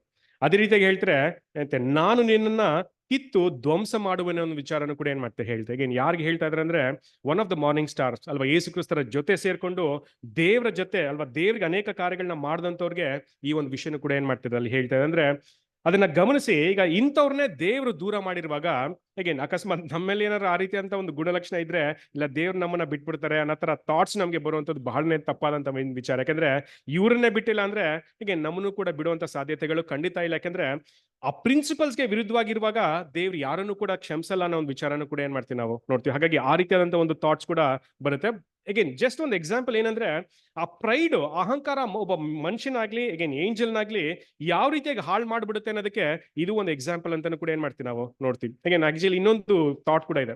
ಇನ್ನೊಂದು ಥಾಟ್ ಏನಂದ್ರೆ, ಇನ್ನೊಂದು ಎಕ್ಸಾಂಪಲ್ ಏನಂತ ನೋಡೋದಾದ್ರೆ, ಇಸ್ರಾಯೇಲ್ ಇನ್ನೊಂದು ಬ್ಯೂಟಿಫುಲ್ ಎಕ್ಸಾಂಪಲ್ ಅಲ್ವಾ. ಇಸ್ರಾಯೇಲ್ ಅನ್ನುವಾಗ ಫರಿಸಾಯರು, ಶಾಸ್ತ್ರಿಗಳು, ಅವರಲ್ಲಿ ಇದ್ದಂತ ಒಂದು ಮನಸ್ಥಿತಿ, ಅದು ಕೂಡ ಅಹಂಕಾರದ ಒಂದು ವಿಚಾರಗಳನ್ನ ನಾವು ನೋಡ್ಬೋದು. ಬಟ್ ಇಲ್ಲಿ ಬೇರೆ ಲೆವೆಲ್ ಆಫ್ ವಿಚಾರಗಳು ನಮಗೆ ಕಾಣೋದಕ್ಕೆ ಸಿಕ್ಕತ್ತೆ. ಹೇಗೆ ಹೊರಗಿನ ನೋಟಕ್ಕೆ ತುಂಬಾನೇ ಒಂದು ಗರ್ವ ಅಥವಾ ಅಹಂಕಾರ ಕಾಣಿಸಲ್ಲ, ಬಟ್ ಒಳಗಿನ ನೋಟಕ್ಕೆ ಆ ಒಂದು ವಿಚಾರಗಳು ಇದೆ ಅನ್ನೋ ತರ ಅಲ್ಲೂ ಕೂಡ ಕೆಲವೊಂದು ವಿಷಯಗಳು ನಮಗೆ ಕಾಣೋದಕ್ಕೆ ಸಿಕ್ಕತ್ತೆ. ಬಟ್ ಅಗೇನ್ ಡೆಫಿನೆಟ್ಲಿ ನೋಡೋದಾದ್ರೆ, ಇಸ್ರಾಯೇಲ್ ಆಸ್ ಎ ನೇಷನ್ ಅವರನ್ನ ದೇವರು ದೂರ ಮಾಡಿ ಅನ್ಯರನ್ನ ಸೇರಿಸ್ಕೊಳ್ಳೋದಕ್ಕೆ ಕಾರಣ, ಒನ್ ಆಫ್ ದ ರೀಸನ್ಸ್ ಏನಂದ್ರೆ ಈ ಒಂದು ಪ್ರೈಡ್ ಅಂತಾನೆ ಕೂಡ ಏನ್ ಮಾಡ್ತೀವಿ ನಾವು ನೋಡ್ತೀವಿ, ಅಹಂಕಾರ ಅಥವಾ ಗರ್ವ ಅಂತಾನೆ ಕೂಡ ಏನ್ ಮಾಡ್ತೀವಿ ನಾವು ನೋಡ್ತೀವಿ. ಅದಕ್ಕೆ ಸಂಬಂಧಪಟ್ಟಾಗ ಒಂದು ವಿಷಯನ ನಾವು ಓದ್ಬಿಡೋಣ. ಮತ್ತಾಯನ ಸುವಾರ್ತೆ 23ನೇ ಅಧ್ಯಾಯ 25ರಿಂದ 27. Matthew 23rd chapter verses 25 to 27. ಅಯ್ಯೋ ಕಪಟಿಗಳಾದ ಶಾಸ್ತ್ರಿಗಳೇ, ಪರಿಸಾಯರೇ, ನೀವು ಪಂಚ ಪಾತ್ರೆ ಬಟ್ಟಲು ಇವುಗಳ ಹೊರಭಾಗವನ್ನು ಶುಚಿ ಮಾಡುತ್ತೀರಿ, ಆದರೆ ಅವು ಒಳಗೆ ಸುಳುಕೊಂಡುಗಳಿಂದಲೂ ಇಹಭೋಗ ಪದಾರ್ಥಗಳಿಂದಲೂ ತುಂಬಿರುತ್ತವೆ. ಕಂಟಿನ್ಯೂ ಮಾಡಿ. ಕುರುಡರಾದ ಪರಿಸಾಯನೇ, ಮೊದಲು ಪಂಚಪಾತ್ರೆ ಬಟ್ಟಲುಗಳ ಒಳಭಾಗವನ್ನು ಶುಚಿ ಮಾಡು, ಆಗ ಅವುಗಳ ಹೊರಭಾಗವು ಶುಚಿಯಾಗುವುದು. ಓಕೆ, ಯಾಕೆ ಈ ಒಂದು ಎಕ್ಸಾಂಪಲ್ ಹೇಳ್ತೀನಿ ಅಂತ ನೋಡೋದಾದ್ರೆ, ಸುಮ್ಮನೆ ಆ ಒಂದು ರಿಲಿಜಿಯಸ್ ಲೀಡರ್ ಮನಸ್ಥಿತಿನ ನಾವು ತಗೊಳ್ಳೋದಾದ್ರೆ, ಒಳಗಡೆ ಒಂದು ರೀತಿಯಾದಂತ ಒಂದು ಮನಸ್ಥಿತಿ ಇತ್ತು, ಹೊರಗಡೆ ಒಂದು ರೀತಿಯಾದಂತ ಒಂದು ಮನಸ್ಥಿತಿ ಇತ್ತು. ಈಗ ಒಂದು ವ್ಯಕ್ತಿಗೆ ಯಾವಾಗ ಈ ಒಂದು ಮನಸ್ಥಿತಿ ಬರುತ್ತೆ ಅಂದ್ರೆ, ಅಹಂಕಾರ ಇರುವಾಗ ಈ ರೀತಿಯಾದಂತ ಒಂದು ಪರಿಸ್ಥಿತಿ ಅನ್ನೋ ಒಂದು ಎಕ್ಸಾಂಪಲ್ ಕೂಡ ಏನ್ ಮಾಡ್ತಾರೆ, ಕೊಡ್ತಾರೆ. again ಅದನ್ನ ನೋಡೋಣ ನೆಕ್ಸ್ಟ್ ನಮಗೆ ಹೇಗೆ ಅದು ರಿಲೇಟ್ ಆಗುತ್ತೆ ಅಂತ. ಬಟ್ ಮುಖ್ಯವಾಗಿ ನೋಡೋದಾದ್ರೆ, ಕೆಲವೊಂದ್ಸರಿ ಅಹಂಕಾರ ಇರುವಾಗ ನಾವು ಹೊರಗಡೆ ಒಂದು ರೀತಿಯಾಗಿರ್ತೀವಿ, ಒಳಗಡೆ ಇನ್ನೊಂದು ರೀತಿಯಾಗಿರ್ತೀವಿ ಅನ್ನೋ ಒಂದು ವಿಚಾರನೂ ಕೂಡ ಏನ್ ಮಾಡ್ತಾರೆ ಹೇಳ್ತಾರೆ. ಅದಕ್ಕೋಸ್ಕರ ಒಂದು ಎಕ್ಸಾಂಪಲ್ ಕೊಡ್ತಾರೆ. ಇನ್ನು ಪರ್ಟಿಕ್ಯುಲರ್ ಆಗಿ ಕ್ಲಿಯರ್ ಆಗಿ ಇನ್ನೊಂದು ಎಕ್ಸಾಂಪಲ್ ನ ಕೊಡ್ತಾರೆ. ಲೂಕನ ಸುವಾರ್ತೆ 18ನೇ ಅಧ್ಯಾಯ 11ರಿಂದ 14 ವಚನಗಳು. ಲೂಕನ ಸುವಾರ್ತೆ 18:11. ಒಬ್ಬನು ಪರಿಸಾಯನು ನಿಂತುಕೊಂಡು ಪ್ರಾರ್ಥಿಸುವಾಗ ತನ್ನೊಳಗೆ, ದೇವರೇ, ಸುಳುಕೊಳ್ಳುವವನು, ಅನ್ಯಾಯಗಾರನು, ಆದರ ಮಾಡುವವರು ಆಗಿರುವ ಉಳಿದ ಜನರಂತೆ ನಾನಲ್ಲ, ಈ ಸುಂಕದವನಂತೆಯೂ ಅಲ್ಲ. ಆದುದರಿಂದ ಆಕ್ಚುಲಿ ಒಂದು ವಚನ ಓದಿದ್ವಲ್ವಾ, ಈ ವಚನ ಹೇಳುತ್ತಂದ್ರೆ, ಅಲ್ಲಿ ಫರಿಸಾಯನು ಮತ್ತೆ ಸುಂಕದವ್ರು ಇಬ್ರು ಏನಾಗಿದ್ದಾರೆ, ದೇವರ ಆಲಯಕ್ಕೆ ಹೋಗಿದ್ದಾರೆ. ದೇವರ ಆಲಯಕ್ಕೆ ಹೋದಾಗ ಇಬ್ರು ಕೂಡ ಪ್ರಾರ್ಥನೆ ಮಾಡ್ತಾ ಇದ್ದಾರೆ. ಇಲ್ಲಿ ಫರಿಸಾಯನು ಮಾಡುವಂತ ಒಂದು ಪ್ರಾರ್ಥನೆ ಹೇಗಿದೆ ಅಂತ ನೋಡೋದಾದ್ರೆ, ಈ ಸುಂಕದವನ ತರ ನಾನು ಅಲ್ಲ ಅಂತಾನು ಕೂಡ ಏನ್ ಮಾಡ್ತಾರೆ ಹೇಳ್ತಾರೆ. ಸುಮ್ನೆ ನಾನು ಕೇಳೋದಾದ್ರೆ, ಈ ಮಾತುಗಳ ಹಿಂದೆ ಏನ್ ಆಲೋಚನೆ ಇರ್ಬೋದು ಅಂದ್ರೆ ಏನ್ ಹೇಳ್ತೀರಾ ಅಲ್ವಾ? ಈ ಸ್ಪುಟಿಂಗ್ ಇಮ್ ಡೌನ್ ಅಂದ್ರೆ ಆ ಸುಂಕದವನ್ನ ಕೆಳಗ್ ಮಾಡ್ತಾ ಇದಾರೆ, ಕೀಳಾಗಿ ನೋಡ್ತಾ ಇದಾರೆ. ಯಾಕೆ ಆ ರೀತಿಯಾಗಿ ನೋಡ್ತಾ ಇದಾರೆ ಅಂದ್ರೆ, ನಾನ್ ಅವನ್ಕಿಂತ ಹೆಚ್ಚು ಅನ್ನೋ ಒಂದು ಥಾಟ್. ಅಗೇನ್ ಆಕ್ಚುಲಿ ನೋಡಿದ್ರೆ ಆ ಪ್ರೈಡ್ ಯಾವ ರೀತಿ ಕಾಣೋದಕ್ಕೆ ಸಿಗುತ್ತೆ ಅನ್ನೋದಕ್ಕೆ ಇದು ಒಂದು ಕೂಡ ಎಕ್ಸಾಂಪಲ್, ಬ್ಯೂಟಿಫುಲ್ ಎಕ್ಸಾಂಪಲ್. ಮೇಲ್ನೋಟಕ್ಕೆ ನೋಡಿದ್ರೆ ಅಲ್ಲಿ ಪ್ರೈಡ್ ಅಂತ, ಅಹಂಕಾರ ಅಂತ ಖಂಡಿತ ಅನ್ಸಲ್ಲ. ಬಟ್ ಅದನ್ನ ಒಳಗಡೆ ಸೂಕ್ಷ್ಮವಾಗಿ ನಾವು ಗಮನಿಸುವಾಗ ಈ ಮಾತುಗಳ ಹಿಂದೆ ಏನ್ ಆಲೋಚನೆ ಇದೆ ಅಂದ್ರೆ, ಅದು ಅಹಂಕಾರನ ಸೂಚನೆ ಮಾಡುವಂತ ಒಂದು ಮಾತು ಅಂತಾನು ಕೂಡ ಏನ್ ಮಾಡ್ತೀವಿ ನಾವು ನೋಡ್ತೀವಿ. ಹಾಗಾಗಿ ಅಗೇನ್ ಇಸ್ರಾಯೇಲ್ನ ಆಸ್ ಎ ನೇಷನ್ ಅವರನ್ನ ತಳ್ಳೋದಕ್ಕೆ ಕಾರಣ ಏನಂದ್ರೆ ಅದು ಪ್ರೈಡ್ ಅಂತಾನು ಕೂಡ ಏನ್ ಮಾಡ್ತಾರೆ ಹೇಳ್ತಾರೆ. ಅಗೇನ್ ಅರ್ಮಗೆದೋನದಲ್ಲೂ ಕೂಡ ಇನ್ನೊಂದು ಮುಖ್ಯವಾದಂತಹ ಒಂದು ವಿಷಯ ನಡೆಯುತ್ತೆ. ಅರ್ಮಗೆದೋನಲ್ಲಿ ಏನ್ ನಡೆಯುತ್ತೆ ಅಂತ ನೋಡೋದಾದ್ರೆ, ಇಡೀ ಇಸ್ರಾಯೇಲ್ ಮೇಲೆ ಇಡೀ ಲೋಕದ ಜನ ಅಟ್ಯಾಕ್ ಮಾಡ್ತಾರೆ ಅಲ್ವಾ. ಆ ರೀತಿಯಾದಂತಹ ಒಂದು ಪರಿಸ್ಥಿತಿನೂ ಕೂಡ ಬರುತ್ತೆ. ಅದಕ್ಕೆ ಸುಮ್ಮನೆ ಒಂದು ಥಾಟ್ ಹೇಳ್ತಾರೆ, ಯಾಕೆ ಆ ರೀತಿಯಾದಂತ ಒಂದು ಪರಿಸ್ಥಿತಿ ಬರುತ್ತೆ, ಇಡೀ ಲೋಕದ ಜನ ಇಸ್ರಾಯೇಲ್ಗೆ ಅಗೇನ್ಸ್ಟ್ ಆಗಿ ಯುದ್ಧ ಮಾಡೋದಕ್ಕೆ ಏನ್ ಕಾರಣ ಅಂತ ನೋಡೋದಾದ್ರೆ ಪ್ರೈಡ್ ಅಂತಾನೆ ಕೂಡ ಏನ್ ಮಾಡ್ತಾರೆ ಹೇಳ್ತಾರೆ. ಯಾಕಂದ್ರೆ ಇಸ್ರಾಯೇಲ್ಗೆ ಅಪಾರವಾದಂತ ಆತ್ಮವಿಶ್ವಾಸ ಬಂದ್ಬಿಡುತ್ತೆ. ಏನಕ್ಕೆ ಯುದ್ಧನ ಗೆಲ್ತಾ ಹೋಗ್ತಾರೆ ಅಲ್ವಾ, ಗೆಲ್ತಾ ಅಪಾರವಾದಂತ ಆತ್ಮವಿಶ್ವಾಸ ಬಂದ್ಬಿಡುತ್ತೆ. ತಮ್ಮ ಮೇಲೆನೆ ಅತಿಯಾದಂತ ಆತ್ಮವಿಶ್ವಾಸ ಬಂದ್ಬಿಟ್ಟು ಅಲ್ವಾ, ದೇವರ ಸಹಾಯ ಇಲ್ದಿರೇನೆ ನಾವು ಇಡೀ ಲೋಕನ ಗೆಲ್ಬಹುದು ಅನ್ನೋ ಒಂದು ಮನಸ್ಥಿತಿ ಬಂದ್ಬಿಡುತ್ತೆ. ಆ ಸಂದರ್ಭದಲ್ಲೇ ಇಸ್ರಾಯೇಲ್ ವಿಲ್ ಫೇಲ್ ಅಂತಾನು ಕೂಡ ಏನ್ ಮಾಡ್ತಾರೆ ಹೇಳ್ತಾರೆ. ಆ ಸಂದರ್ಭದಲ್ಲೇ ಇಸ್ರಾಯೇಲ್ ಏನಾಗ್ತಾರೆ, ಆ ಯುದ್ಧಗಳನ್ನ ಸೋಲ್ತಾರೆ, ಅರೆವಾಸಿ ಜನಗಳೇನಾಗ್ತಾರೆ, ಸೆರೆಗೆ ಹೋಗ್ತಾರೆ ಅನ್ನೋ ಒಂದು ಥಾಟ್ ಅನ್ನು ಕೂಡ ಏನ್ ಮಾಡ್ತಾರೆ ಹೇಳ್ತಾರೆ. ಈಗೇನ್ ಒಂದು ಪ್ರಿನ್ಸಿಪಲ್ ಆಗಿ ನೋಡೋದಾದ್ರೆ, ಯಾವಾಗ ಒಂದು ದೇಶದಲ್ಲಿ ಆ ರೀತಿಯಾದಂತ ಒಂದು ಅಹಂಕಾರ ಬರುತ್ತೋ, ದೇವ್ರು ಅವರನ್ನ ಕಮ್ಮಿ ಮಾಡ್ತಾರೆ ಅಥವಾ ದೇವರ ಆ ಒಂದು ಸ್ಥಾನದಿಂದ ಅವರನ್ನ ಬೀಳಿಸ್ತಾರೆ ಅನ್ನೋ ಒಂದು ವಿಚಾರನೂ ಕೂಡ ಏನ್ ಮಾಡ್ತಾರೆ ಹೇಳ್ತಾರೆ. ಹಾಗಾಗಿ ಆ ಅರ್ಮಗೆದೋನ್ ಯುದ್ಧದಲ್ಲೂ ಕೂಡ ಇಸ್ರೇಲ್ಗೆ ಆ ರೀತಿಯಾದಂತ ಒಂದು ಪರಿಸ್ಥಿತಿ ಬರೋದಕ್ಕೆ ಕಾರಣ ಪ್ರೈಡ್ ಆಫ್ ದ ನೇಷನ್ ಅನ್ನೋ ಒಂದು ವಿಚಾರನೂ ಕೂಡ ಏನ್ ಮಾಡ್ತಾರೆ ಹೇಳ್ತಾರೆ. ಏನು ಇಸ್ರೇಲ್ ನೋಡಿದ್ರೆ ನಮ್ಗೆ ಅನ್ಸುತ್ತೆ, ಯಾಕಂದ್ರೆ ಯಾರಿಗೂ ಹೆದರಿದಿರಾ ಅವ್ರು ಏನ್ ಮಾಡ್ತಾರೆ, ನಾವೇ ಒಂದು ವಿಶೇಷವಾದಂತ ಒಂದು ಜನ, ಯಾರನ್ನ ಬೇಕಾದ್ರೆ ಹೆದರಿಸಬಹುದು ಅನ್ನೋ ತರ ಒಂದು ಯೋಚನೆ ಇದೆ. ಬಟ್ ಅವರಲ್ಲೂ ಕೂಡ ಒಂದು ಅಹಂಕಾರ ಬರುವಾಗ ದೇವ್ರು ಅದನ್ನ ತಿದ್ದುತ್ತಾರೆ, ಸರಿಪಡಿಸ್ತಾರೆ. ಯಾಕಂದ್ರೆ ಯಾವ ಪರಿಸ್ಥಿತಿಯಲ್ಲೂ ಕೂಡ ದೇವ್ರು ಆ ಅಹಂಕಾರನ ಅಕ್ಸೆಪ್ಟ್ ಮಾಡುವಂತ ಒಂದು ಮನಸ್ಥಿತಿಲಿ ದೇವ್ರು ಇಲ್ಲ ಅನ್ನೋ ಒಂದು ವಿಚಾರನೂ ಕೂಡ ಏನ್ ಮಾಡ್ತಾರೆ ಹೇಳ್ತಾರೆ. ನೋಡೋದಾದ್ರೆ ಈ ಎರಡು ಎಕ್ಸಾಂಪಲ್ಸ್ ಅಲ್ಲೂ ಕೂಡ ಆ ಪ್ರೈಡ್ ಅನ್ನೋದು ಹೇಗೆ ಕಾಣಿಸುತ್ತೆ ಅಲ್ವಾ, ಹೇಗೆಲ್ಲ ಅದು ಇರ್ಬೋದು ಅನ್ನೋದಕ್ಕೆ ನಮ್ಗೆ ಏನ್ ಮಾಡ್ತಾರೆ, ಒಂದು ಎಕ್ಸಾಂಪಲ್ ನಮ್ಗೆ ಕೊಡುವಂತದ್ನು ಕೂಡ ಏನ್ ಮಾಡ್ತೀವಿ ನಾವು ನೋಡ್ತೀವಿ. ಸೊ ಹಾಗಾಗಿ ಇದರಿಂದ ನಾವು ಕೂಡ ಕೆಲವೊಂದು ಲೆಸನ್ಸ್ ನ ಕಲಿಯುವಂಥದ್ದು ಬಹಳನೇ ಮುಖ್ಯವಾದಂತ ಒಂದು ವಿಚಾರ ಅಲ್ವಾ. ಏನಕ್ಕೆ ಇಂಪಾರ್ಟೆಂಟ್ ಅಂತ ನೋಡೋದಾದ್ರೆ, ನಾವು ಕೂಡ ಕಾನ್ಸಿಕ್ರೇಟೆಡ್ ವಾಕ್ ಆಫ್ ಲೈಫ್ ಅಲ್ಲಿ ದೇವರ ವಾಕ್ಯಗಳನ್ನ ತಿಳ್ಕೊಂಡು ಬೆಳೀತಾ ಹೋಗ್ತೀವಿ. ಈಗ ಇದು ತುಂಬಾ ಚೆನ್ನಾಗಿದೆ ಪಾಯಿಂಟ್. ಏನಂದ್ರೆ ಯೂಶಲಿ ನಾವು ಕಾನ್ಸಿಕ್ರೇಷನ್ ಮಾಡ್ಕೊಳ್ಳುವಾಗ ಫಸ್ಟ್ ನಮ್ಮಲ್ಲಿ ಸ್ವಾಭಾವಿಕವಾಗಿ ಒಂದು ಆಲೋಚನೆ ಇರುತ್ತೆ ಅಲ್ವಾ, ನಾವ್ ಏನು ಅಲ್ಲ ಅನ್ನೋ ಒಂದು ಆಲೋಚನೆ ಬಂದೇ ಬಿಡುತ್ತೆ. ಯಾಕಂದ್ರೆ ದೇವ್ರ ವಾಕ್ಯ ನಮ್ಮನ್ನ ಆ ರೀತಿಯಾಗಿ ಮಾಡ್ಬಿಡುತ್ತೆ ಅಲ್ವಾ. ಹಾಗಾಗಿ ಕಾನ್ಸಿಕ್ರೇಷನ್ ಮಾಡ್ಕೊಳ್ಳುವಾಗ ನಾವೆಲ್ಲರೂ ಕೂಡ ಅಲ್ವಾ, ನಾವು ದೇವ್ರ ಮುಂದೆ ಏನು ಅಲ್ಲ ಅನ್ನೋ ಒಂದು ಥಾಟ್ಸ್ ಅಲ್ಲೇ ಆ ಒಂದು ಕಾನ್ಸಿಕ್ರೇಷನ್ ಮಾಡ್ಕೊಳ್ತೀವಿ.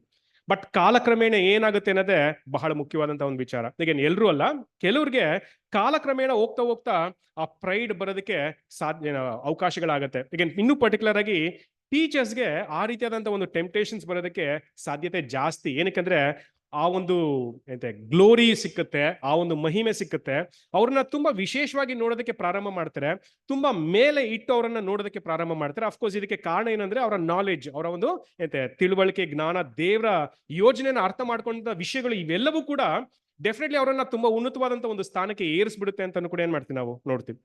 ಈ ಒಂದು ಪರಿಸ್ಥಿತಿಲಿ ಆ ಕಾನ್ಸಿಕ್ರೇಷನ್ ಮಾಡ್ಕೊಂಡಿರುವಂತವ್ರು ಆ ಒಂದು ಸ್ಥಿತಿಗೆ ಈಗ ಸುಮ್ನೆ ಎಷ್ಟು ವರ್ಷ ಆದ್ಮೇಲೆ ಬರ್ಬೋದು ಅಂದ್ರೆ ಡೆಫಿನೆಟ್ಲಿ ಪ್ರಾರಂಭದಲ್ಲಂತೂ ಬಂದಿರಲ್ಲ, ಹೋಗ್ತಾ ಹೋಗ್ತಾ ಕಾಲ ಕ್ರಮೇಣ ಅಲ್ವಾ 10 ವರ್ಷನೋ 15 ವರ್ಷನೋ 20 ವರ್ಷನೋ ಆದ್ಮೇಲೆ ಏನಾಗುತ್ತೆ ಆ ರೀತಿಯಂತ ಒಂದು ಪರಿಸ್ಥಿತಿ ಬಂದಿರುತ್ತೆ. ಈಗ ಆ ರೀತಿಯಾದಂತ ಒಂದು ಪರಿಸ್ಥಿತಿ ಬಂದಾಗ ಕಾನ್ಸಿಕ್ರೇಷನ್ ಅಲ್ಲಿ ಏನೋ ಅಚೀವ್ ಮಾಡಿದೀವಿ ಅನ್ನೋ ಒಂದು ಥಾಟ್ ಕೂಡ ಅವ್ರ ಮನಸ್ಸಲ್ಲಿ ಇರುತ್ತೆ. ಆವಾಗ ಬರುವಂತದ್ದೇ ಪ್ರೈಡ್ ಅಂತಾನು ಕೂಡ ಏನ್ ಮಾಡ್ತೀವಿ ನಾವು ನೋಡ್ತೀವಿ. ಅವಾಗ ಬರುವಂತದ್ದೇ ಅಹಂಕಾರ. ಅಲ್ಲಿ ಆ ವಿಷಯನ ಸರಿಯಾಗಿ ಕರೆಕ್ಷನ್ ಮಾಡ್ಕೊಳ್ದಿರ ಇದ್ರೆ ನೆಕ್ಸ್ಟ್ ನಮ್ಗೆ ಗೊತ್ತಿದೆ ಅಲ್ವಾ ಏನ್ ಆಗಬಹುದು ಅನ್ನೋದು ನಮ್ಮೆಲ್ರಿಗೂ ಕೂಡ ಗೊತ್ತಿದೆ. ನನಗೆ ನೋಡೋದಾದ್ರೆ ಯಾಕೆ ಒಂದು ಎಕ್ಸಾಂಪಲ್ ಹೇಳ್ತಾ ಇದ್ದೀನಿ ಅಂದ್ರೆ, ಕೆಲವೊಂದು ವಿಷಯಗಳು ನಾವು ಕಾನ್ಸಂಟ್ರೇಷನ್ ಮಾಡೋಕ್ಕಿಂತ ಮುಂಚೆ ನಮ್ಮಲ್ಲಿ ಇರುತ್ತೆ, ಅದನ್ನ ತೆಗ್ದಾಕ್ತಿವಿ ಅಲ್ವಾ.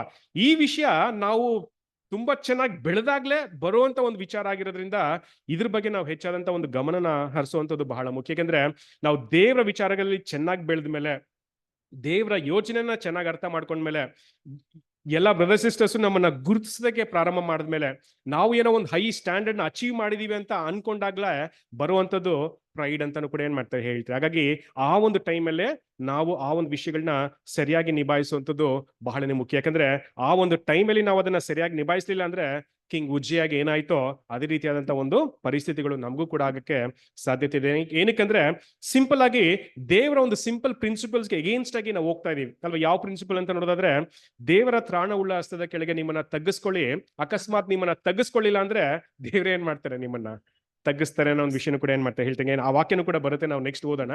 ಬಟ್ ಆ ಪಾಯಿಂಟ್ ತುಂಬಾ ಚೆನ್ನಾಗಿ ಹೇಳ್ತಾರೆ. ಈಗ ನಾವ್ ಎಷ್ಟೇ ಬೆಳೆದ್ರು ಕೂಡ ನಮ್ಮನ್ನ ನಾವು ತಗ್ಗಿಸ್ಕೊಳ್ಳುವಂಥದ್ದು ಬಹಳ ಮುಖ್ಯ ಅಲ್ವಾ. ಆ ಒಂದು ವಿಚಾರ ನಮ್ಮಲ್ಲಿ ಇಲ್ದಿದ್ದಾಗ್ಲೇ ಬರುವಂತದ್ದು ಪ್ರೈಡ್, ಅಹಂಕಾರ ಅಂತಾನು ಕೂಡ ಏನ್ ಮಾಡ್ತೀವಿ ನಾವು ನೋಡ್ತೀವಿ. ಹಾಗಾಗಿ ಈ ಥಾಟ್ಸ್ ಇರೋದ್ರಿಂದ ಈ ಒಂದು ವಿಷಯದ ಬಗ್ಗೆ, ಈ ಒಂದು ಪಾಠದ ಬಗ್ಗೆ ನಾವು ಗಮನ ಹರಿಸುವಂಥದ್ದು ಬಹಳ ಮುಖ್ಯವಾದಂತ ಒಂದು ಥಾಟ್. ಈಗ ಅಫ್ಕೋರ್ಸ್ ಈಗ ಟೀಚರ್ಸ್ಗೆ ಆ ರೀತಿಯಾದಂತ ಒಂದು ಪರಿಸ್ಥಿತಿ ಬರುತ್ತೆ ಅನ್ನೋದು ನಮ್ಗೆ ಗೊತ್ತಿದೆ.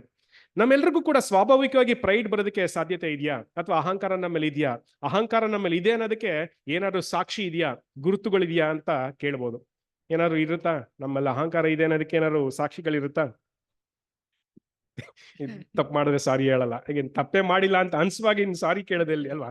ತಪ್ಪು ಮಾಡುವಾಗ ಸಾರಿ ಹೇಳ್ದಿರೋಂತ ಒಂದು ಪರಿಸ್ಥಿತಿನ ಏನ್ ತಿಳಿಸುತ್ತೆ ಅಂದ್ರೆ, ನಾನ್ ಸರಿ ಅವ್ರ ತಪ್ಪು ಅಲ್ವಾ, ನಾನೇ ಮಾಡಿರೋದು ಕರೆಕ್ಟ್ ಅನ್ನೋ ಒಂದು ಮನಸ್ಥಿತಿ ಇರುತ್ತೆ. ಅಲ್ಲಿ ಅಹಂಕಾರ ಖಂಡಿತ ಇದ್ದೇ ಇರುತ್ತೆ ಅನ್ನೋ ಒಂದು ವಿಷಯನೂ ಕೂಡ ಏನ್ ಮಾಡ್ತೀವಿ ನಾವು ನೋಡ್ತೀವಿ. ಒಳ್ಳೆ ಎಕ್ಸಾಂಪಲ್ ಬ್ರದರ್. ಬೇರೆ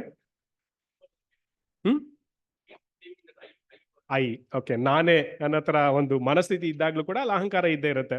ಆಮೇಲೆ ವಾದ ಮಾಡುವಂಥದ್ದು, ಅದು ತುಂಬಾ ಚೆನ್ನಾಗಿದೆ. ಅಗೇನ್ ಆಕ್ಚುಲಿ ನೋಡೋದಾದ್ರೆ ಕೆಲವೊಂದ್ಸರಿ ಕೆಲವೊಂದು ವಿಷಯಗಳನ್ನ ಹೇಗ್ ನಿಭಾಯಿಸ್ಬೇಕಂತ ಗೊತ್ತಾಗಲ್ಲ. ಈಗ ವಾದ ಅನ್ನುವಾಗ ಸತ್ಯ ಸುಳ್ಳು ಎರಡೂ ಇರುತ್ತೆ ಅಲ್ವಾ. ಈಗ ಸುಳ್ಳನ್ನ ಯಾರು ಸುಳ್ಳನ್ನ ನಿಜ ಅಂತ ಹೇಳುವಾಗ ನಾವು ಅದನ್ನ ಪ್ರೂವ್ ಮಾಡ್ಲೇಬೇಕಾಗತ್ತೆ.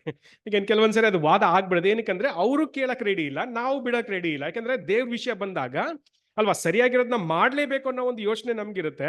ಅವರು ಕೂಡ ಅದನ್ನ ಫೋರ್ಸ್ಫುಲ್ ಆಗಿ ಅದನ್ನ ಮಾತಾಡ್ತಾ ಹೋಗ್ತಾರೆ. ಅವಾಗ ಏನಾಗುತ್ತೆ, ಇಬ್ರಲ್ಲೂ ಕೂಡ ಒಂದು ಕ್ಲಾಶ್ ಬರೋದಕ್ಕೆ ಸಾಧ್ಯತೆ ಆಗುತ್ತೆ. ಅಗೇನ್ ಅಲ್ಲೂ ಕೂಡ ಏನ್ ಮಾಡ್ಬೋದು ಅನ್ನೋದನ್ನ ನಾನು ಯೋಚನೆ ಮಾಡ್ತಾ ಇದ್ದೀನಿ. ಏನಕ್ಕಂದ್ರೆ ಕೆಲವೊಂದ್ಸರಿ ಆ ರೀತಿಯಾದಂತ ಒಂದು ಆರ್ಗ್ಯುಮೆಂಟ್ ಆಗುವಾಗ ಅದು ನಮ್ಮನ್ನ ಎಲ್ಲಿ ಕರ್ಕೊಂಡು ಹೋಗುತ್ತೆ ಅನ್ನೋದನ್ನ ಗಮನಿಸೋದು ಬಹಳ ಮುಖ್ಯ. ಹೇಗೆ ಕೆಲವೊಂದ್ಸರಿ ನಮ್ಮ ಪದಗಳ ಮೇಲೆ ಕಂಟ್ರೋಲ್ ಇರಲ್ಲ. ಹೇಗೆ ನಾನು ಒಳ್ಳೆ ವಿಷಯಕ್ಕೋಸ್ಕರನೇ ಅಲ್ಲಿ ವಾದ ಮಾಡ್ತಿರ್ಬೋದು, ದೇವರ ವಿಷಯಕ್ಕೋಸ್ಕರನೇ ವಾದ ಮಾಡ್ತಿರ್ಬೋದು, ಬಟ್ ಅಲ್ಲಿ ನನ್ನ ಮನಸ್ಥಿತಿ ಕೆಲಸ ಮಾಡೋದಕ್ಕೆ ಸ್ಟಾರ್ಟ್ ಮಾಡುತ್ತೆ. ನನ್ನ ಮನುಷ್ಯ ಹಳೆ ಸ್ವಭಾವ ಕೆಲಸ ಮಾಡೋದಕ್ಕೆ ಸ್ಟಾರ್ಟ್ ಆಗುತ್ತೆ. ಮಾತುಗಳ ಮೇಲೆ ಕಂಟ್ರೋಲ್ ತಪ್ಪುತ್ತೆ, ವಿಚಾರಗಳ ಬಗ್ಗೆ ಕಂಟ್ರೋಲ್ ತಪ್ಪುತ್ತೆ, ಅವ್ರ ಬಗ್ಗೆ ದ್ವೇಷ ಬೆಳೆಯುತ್ತೆ. ಈ ರೀತಿಯಾಗಿ ದ್ವೇಷ ಬೆಳೆಸ್ಕೊಂಡು ನಾನು ಹೋದ್ರೆ ಏನಾಗುತ್ತೆ, ದೇವರಿಗೆ ವಿರುದ್ಧವಾಗಿದೆ. ಈಗ ಆಕ್ಚುಲಿ ವಿಷಯ ಸರಿನೇ, ಬಟ್ ನನ್ನಲ್ಲೂ ಕೂಡ ಆ ದ್ವೇಷ ಬೆಳೆಯುತ್ತೆ.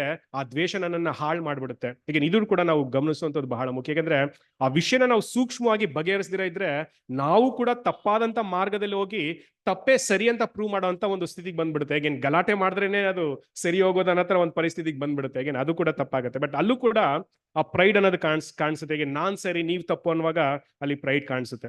ಇನ್ನೊಂದು ಎಕ್ಸಾಂಪಲ್ಸ್ ಇದೆ. ಕೆಲವೊಂದ್ಸರಿ ಚಿಕ್ಕ ಚಿಕ್ಕ ವಿಷಯಗಳಿಗೆ ಕೋಪ ಮಾಡ್ಕೊಳ್ಳುವಂಥದ್ದು ಅಹಂಕಾರ ಇದೆ ಅಂತ ಸೂಚನೆ ಕೊಡುತ್ತಾ? ಚಿಕ್ಕ ಚಿಕ್ಕ ವಿಷಯಗಳಿಗೆ ಕೋಪ ಮಾಡ್ಕೊಳ್ಳುವಂಥದ್ದು.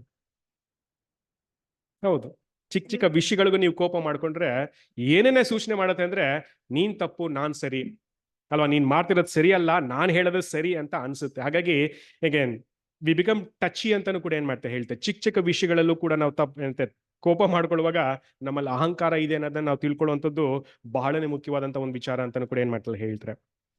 ಇನ್ನೊಂದು ನೋಡೋದಾದ್ರೆ, ಅಕಸ್ಮಾತ್ ದೇವ್ರು ನನಗೆ ಒಳ್ಳೆ ಆಶೀರ್ವಾದನ ಮಾಡಿದರೆ, ಒಳ್ಳೆ ಟ್ಯಾಲೆಂಟ್ ಇದೆ ಅಲ್ವಾ, ಒಳ್ಳೆ ತಿಳುವಳಿಕೆ ಇದೆ, ಒಳ್ಳೆ ಅಂಡರ್ಸ್ಟ್ಯಾಂಡಿಂಗ್ ಇದೆ, ಅದನ್ನ ಪ್ರದರ್ಶನ ಮಾಡುವಾಗ್ಲೂ ಕೂಡ ಅಗೇನ್ ಈ ಸತ್ಯ ನಿಮಗ್ ಗೊತ್ತಿಲ್ಲ, ಇದು ನನಗ್ ಗೊತ್ತಿದೆ, ಈ ರೀತಿಯಾಗಿ ಇದೆ ಅಂತ ನಾವು ತಿಳಿಸುವಾಗ್ಲೂ ಕೂಡ ಅದರ ಹಿಂದೆ ಒಂದು ಪ್ರೈಡ್ ಇರುತ್ತೆ ಅಫ್ಕೋರ್ಸ್ ಅಲ್ವಾ. ಯಾಕಂದ್ರೆ ಅಲ್ಲಿ ದೇವರ ವಾಕ್ಯಕ್ಕೆ ಬರ್ಬೇಕಾದಂತ ಇಂಪಾರ್ಟೆನ್ಸ್ ಗಿಂತ ನಮ್ಮನ್ನ ನಾವು ಪ್ರೊಜೆಕ್ಟ್ ಮಾಡ್ಕೋತಾ ಇದೀವಿ. ಅಲ್ಲೂ ಕೂಡ ನೋಡಿದ್ರೆ ಅಲ್ಲಿ ಅದು ಪ್ರೈಡ್ ಸಂಕೇತ ಅನ್ನೋ ಒಂದು ವಿಚಾರನೂ ಕೂಡ ಏನ್ ಮಾಡ್ತೀವಿ ನಾವು ನೋಡ್ತೀವಿ.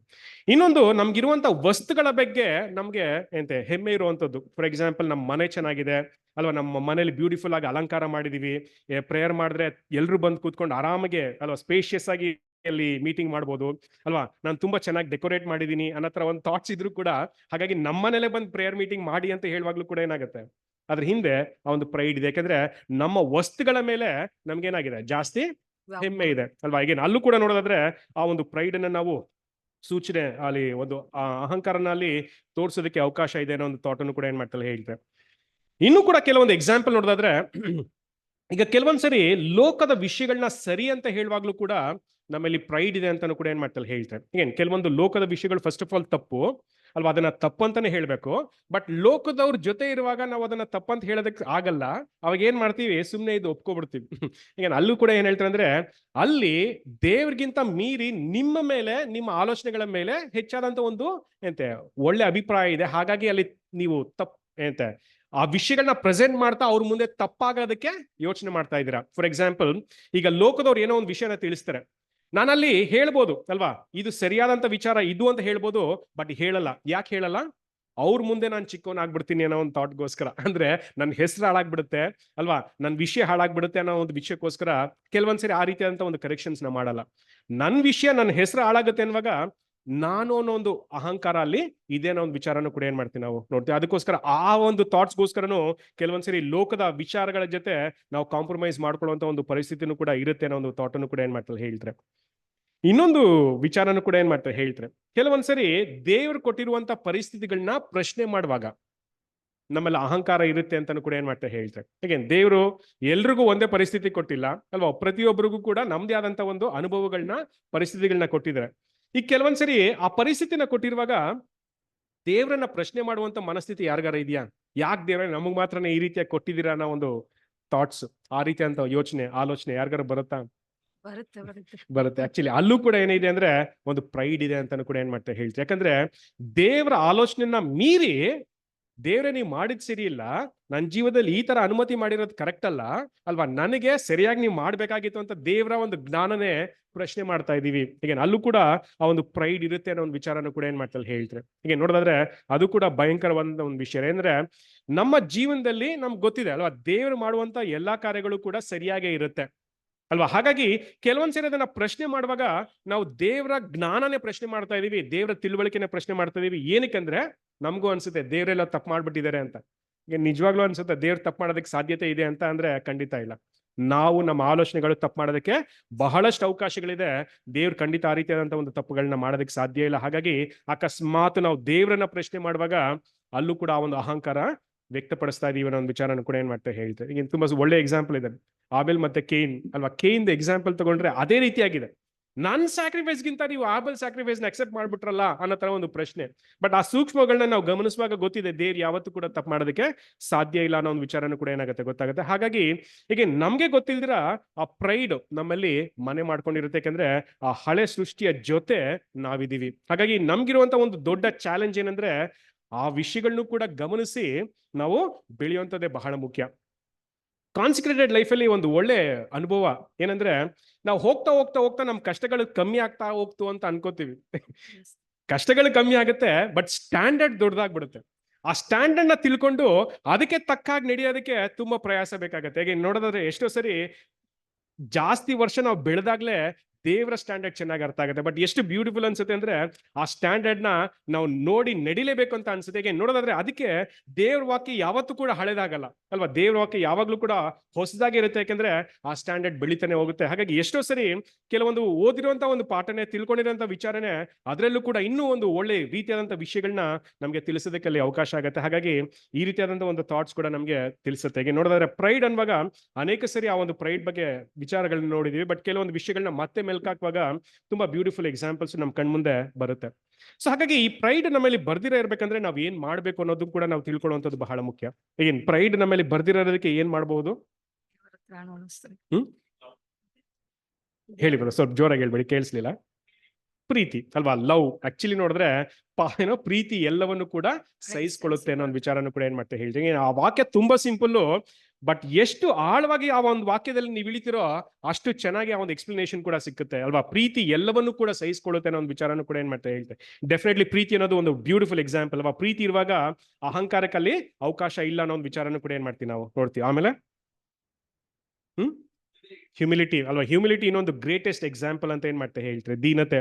ಹಾಗಾಗಿ ಆ ಹ್ಯೂಮಿಲಿಟಿನ ಬೆಳೆಸ್ಕೊಳ್ಳುವಾಗ್ಲೇ ಪ್ರೈಡ್ ಹೋಗುತ್ತೆ. ಏನಕ್ಕಂದ್ರೆ ಹ್ಯೂಮಿಲಿಟಿಗೆ ಆಪೋಸಿಟ್ ವರ್ಡ್ ಯಾವುದು ಅಂದ್ರೆ ಪ್ರೈಡ್, ಅಥವಾ ಪ್ರೈಡ್ ಆಪೋಸಿಟ್ ಯಾವುದು ಅಂದ್ರೆ ಹ್ಯೂಮಿಲಿಟಿ ಅಂತಾನು ಕೂಡ ಏನ್ ಮಾಡ್ತಾರೆ ಹೇಳ್ತಾರೆ. ಹಾಗಾಗಿ ಪ್ರೈಡ್ ನಮ್ಮಲ್ಲಿ ಬರ್ದಿರ ಇರ್ಬೇಕಂದ್ರೆ ನಾವು ಫಸ್ಟ್ ಮಾಡ್ಬೇಕಾದಂತ ಕೆಲಸ ಯಾವುದು ಅಂತ ನೋಡೋದಾದ್ರೆ ಹ್ಯೂಮಿಲಿಟಿನ ಬೆಳೆಸ್ಕೋಬೇಕು ಅನ್ನೋ ಒಂದು ವಿಚಾರನೂ ಕೂಡ ಏನ್ ಮಾಡ್ತಾರೆ ಹೇಳ್ತಾರೆ. ಅಗೇನ್ ಆತ್ಮದಲ್ಲಿ ಬಡವರು ಧನ್ಯರು, ಪರಲೋಕ ರಾಜ್ಯ ಅವರದೇ ಅಂತಾನು ಕೂಡ ಏನ್ ಮಾಡ್ತಾರೆ ಹೇಳ್ತೀವಿ. ತುಂಬಾ ಸಿಂಪಲ್ ಆಗಿ ಆ ಪ್ರಿನ್ಸಿಪಲ್ ಕೂಡ ಇಟ್ಟಿದ್ದಾರೆ. ಅದಕ್ಕೆ ಹೇಳ್ತಾರೆ ಆತ್ಮದಲ್ಲಿ ಬಡವರಾಗಿರುವಂತವ್ರು ಧನ್ಯರು ಅನ್ನೋ ಒಂದು ವಿಚಾರನೂ ಕೂಡ ಏನ್ ಮಾಡ್ತಾರೆ ಹೇಳ್ತಾರೆ.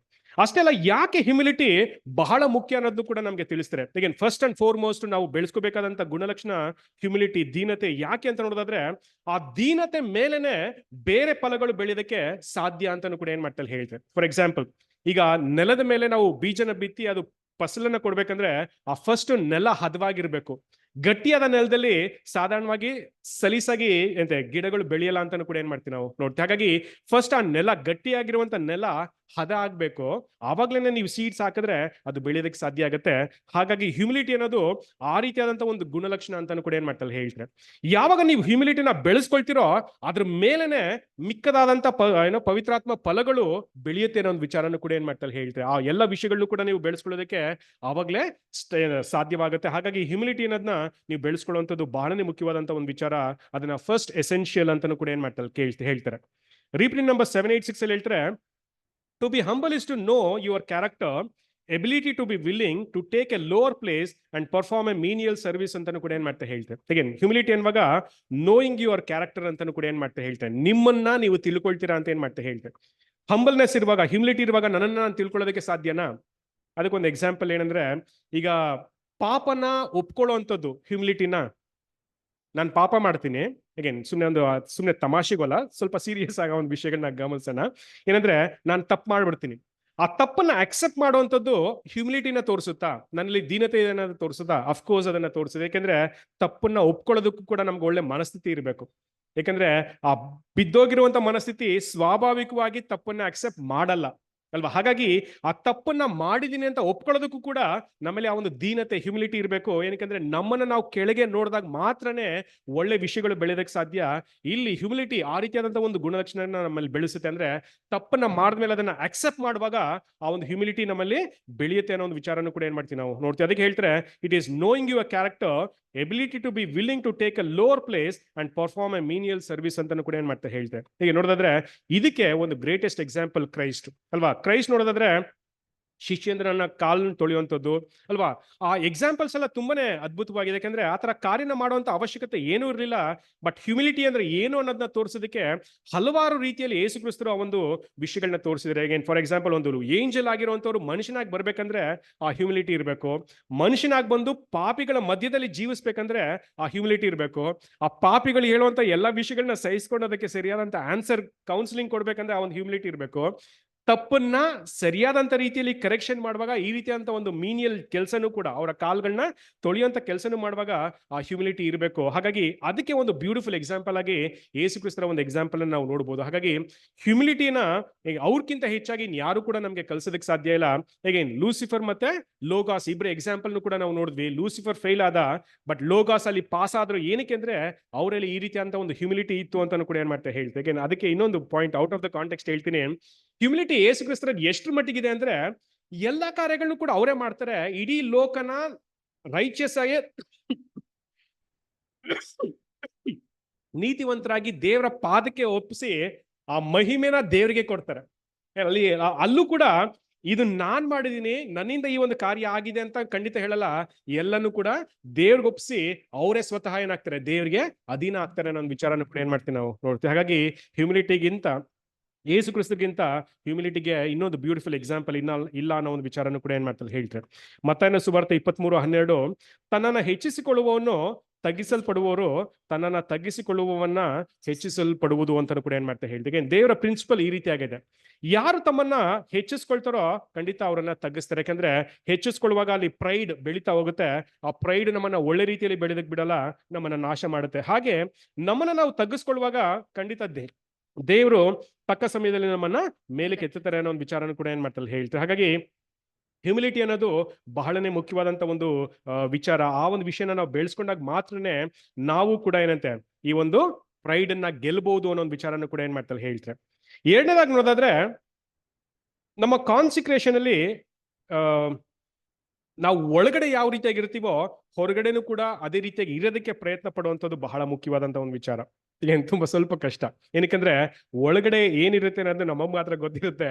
ಬಟ್ ನಮ್ಮ ಕಾನ್ಸಿಕ್ರೇಷನ್ ಬೆಳಿಬೇಕಂದ್ರೆ ನಮ್ಮ ಒಳಗಡೆ ಯಾವ ರೀತಿಯಾಗಿ ಇದೀವೋ ಹೊರಗಡೆನೂ ಕೂಡ ಅದೇ ರೀತಿಯಾಗಿ ಇರುವಂತದ್ದು ಬಹಳನೇ ಮುಖ್ಯ ಅಂತ ಏನ್ ಮಾಡ್ತಾ ಹೇಳ್ತೆ. ಅಂದ್ರೆ ಆ ಸ್ಟ್ಯಾಂಡರ್ಡ್ಸ್ ಬಗ್ಗೆ, ಆ ವಿಚಾರಗಳ ಬಗ್ಗೆ, ಆ ಆಲೋಚನೆಗಳ ಬಗ್ಗೆ, ಥಾಟ್ಸ್ ಬಗ್ಗೆ ಅಲ್ವಾ, ನಾವು ಒಳಗಡೆ ಯಾವ ರೀತಿಯಾಗಿ ಇರ್ತೀವೋ ಹೊರಗಡೆನೂ ಕೂಡ ಅದೇ ರೀತಿಯಾಗಿ ಇದ್ದಾಗ ಮಾತ್ರನೇ ನಾವು ಚೆನ್ನಾಗಿ ಬೆಳೆಯೋದಕ್ಕೆ ಸಾಧ್ಯ ಅಂತಾನು ಕೂಡ ಏನ್ ಮಾಡ್ತಾ ಹೇಳ್ತಾರೆ. ಹಾಗಾಗಿ ಆ ವಿಷಯನ ಅಕ್ಸೆಪ್ಟ್ ಮಾಡ್ಕೊಂಡು ನಡೆಯೋದಕ್ಕೂ ಕೂಡ ನಮ್ಗೆ ಹ್ಯುಮಿಲಿಟಿ ಬೇಕು.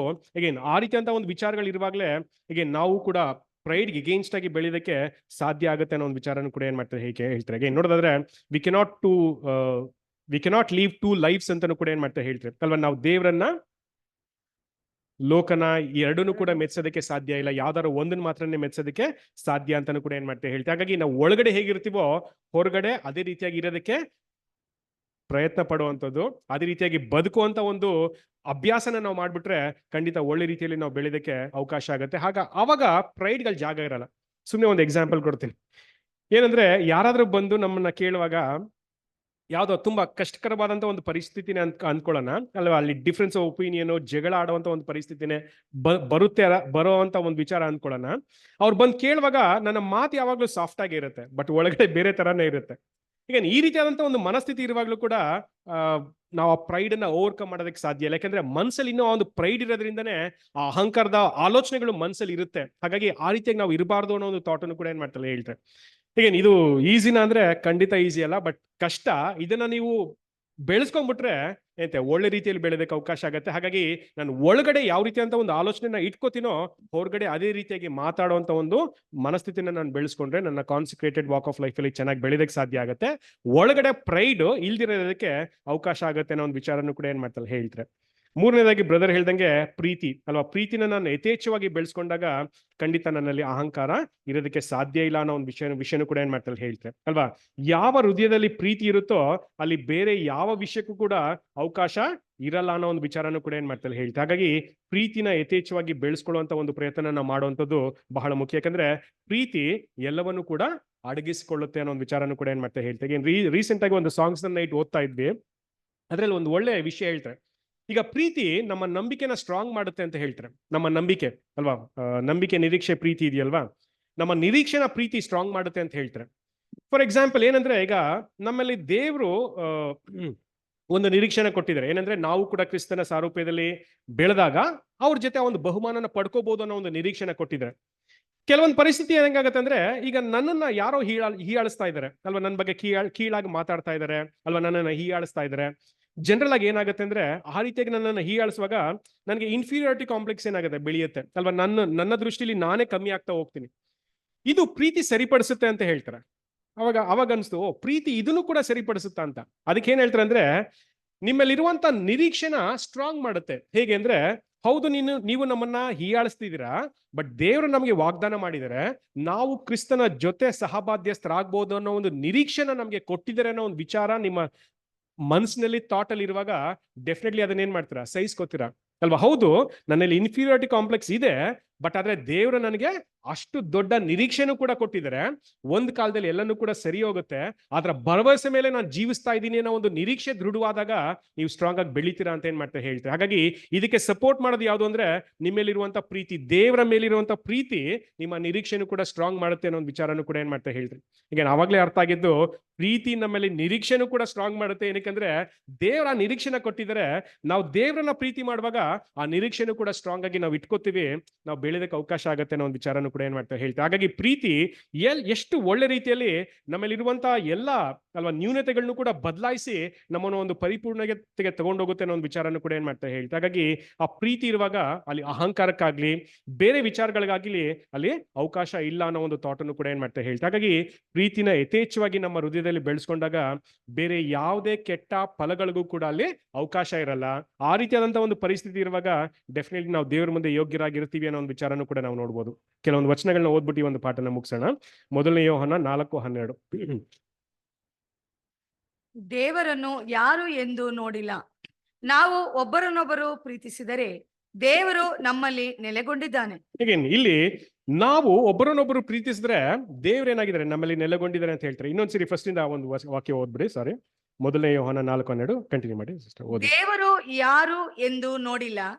ನಾವು ಒಬ್ಬರನ್ನೊಬ್ಬರು ಪ್ರೀತಿಸಿದರೆ ದೇವರು ನಮ್ಮಲ್ಲಿ ನೆಲೆಗೊಂಡಿದ್ದಾನೆ ಮತ್ತು ಆತನಿಂದಾಗುವ ಪ್ರೀತಿಯು ನಮ್ಮಲ್ಲಿ ಸಿದ್ಧಿಗೆ ಬರುತ್ತದೆ. ಹಾಗಾಗಿ ಒಬ್ಬರನ್ನೊಬ್ರು ಪ್ರೀತಿಸಿದರೆ ಅನ್ನೋ ಒಂದು ವಿಚಾರನೂ ಕೂಡ ಏನ್ ಮಾಡ್ತಾ ಹೇಳ್ತಾರೆ. ಈಗ ಈಗಾಗಲೇ ನಾನು ಹೇಳ್ದೆ ಅಲ್ವಾ, ಕೆಲವೊಂದ್ಸರಿ ಡಿಫ್ರೆನ್ಸ್ ಒಪಿನಿಯನ್ ಬರುತ್ತೆ, ಮಾತುಗಳು ಬರುತ್ತೆ, ಜಗಳ ಬರುತ್ತೆ.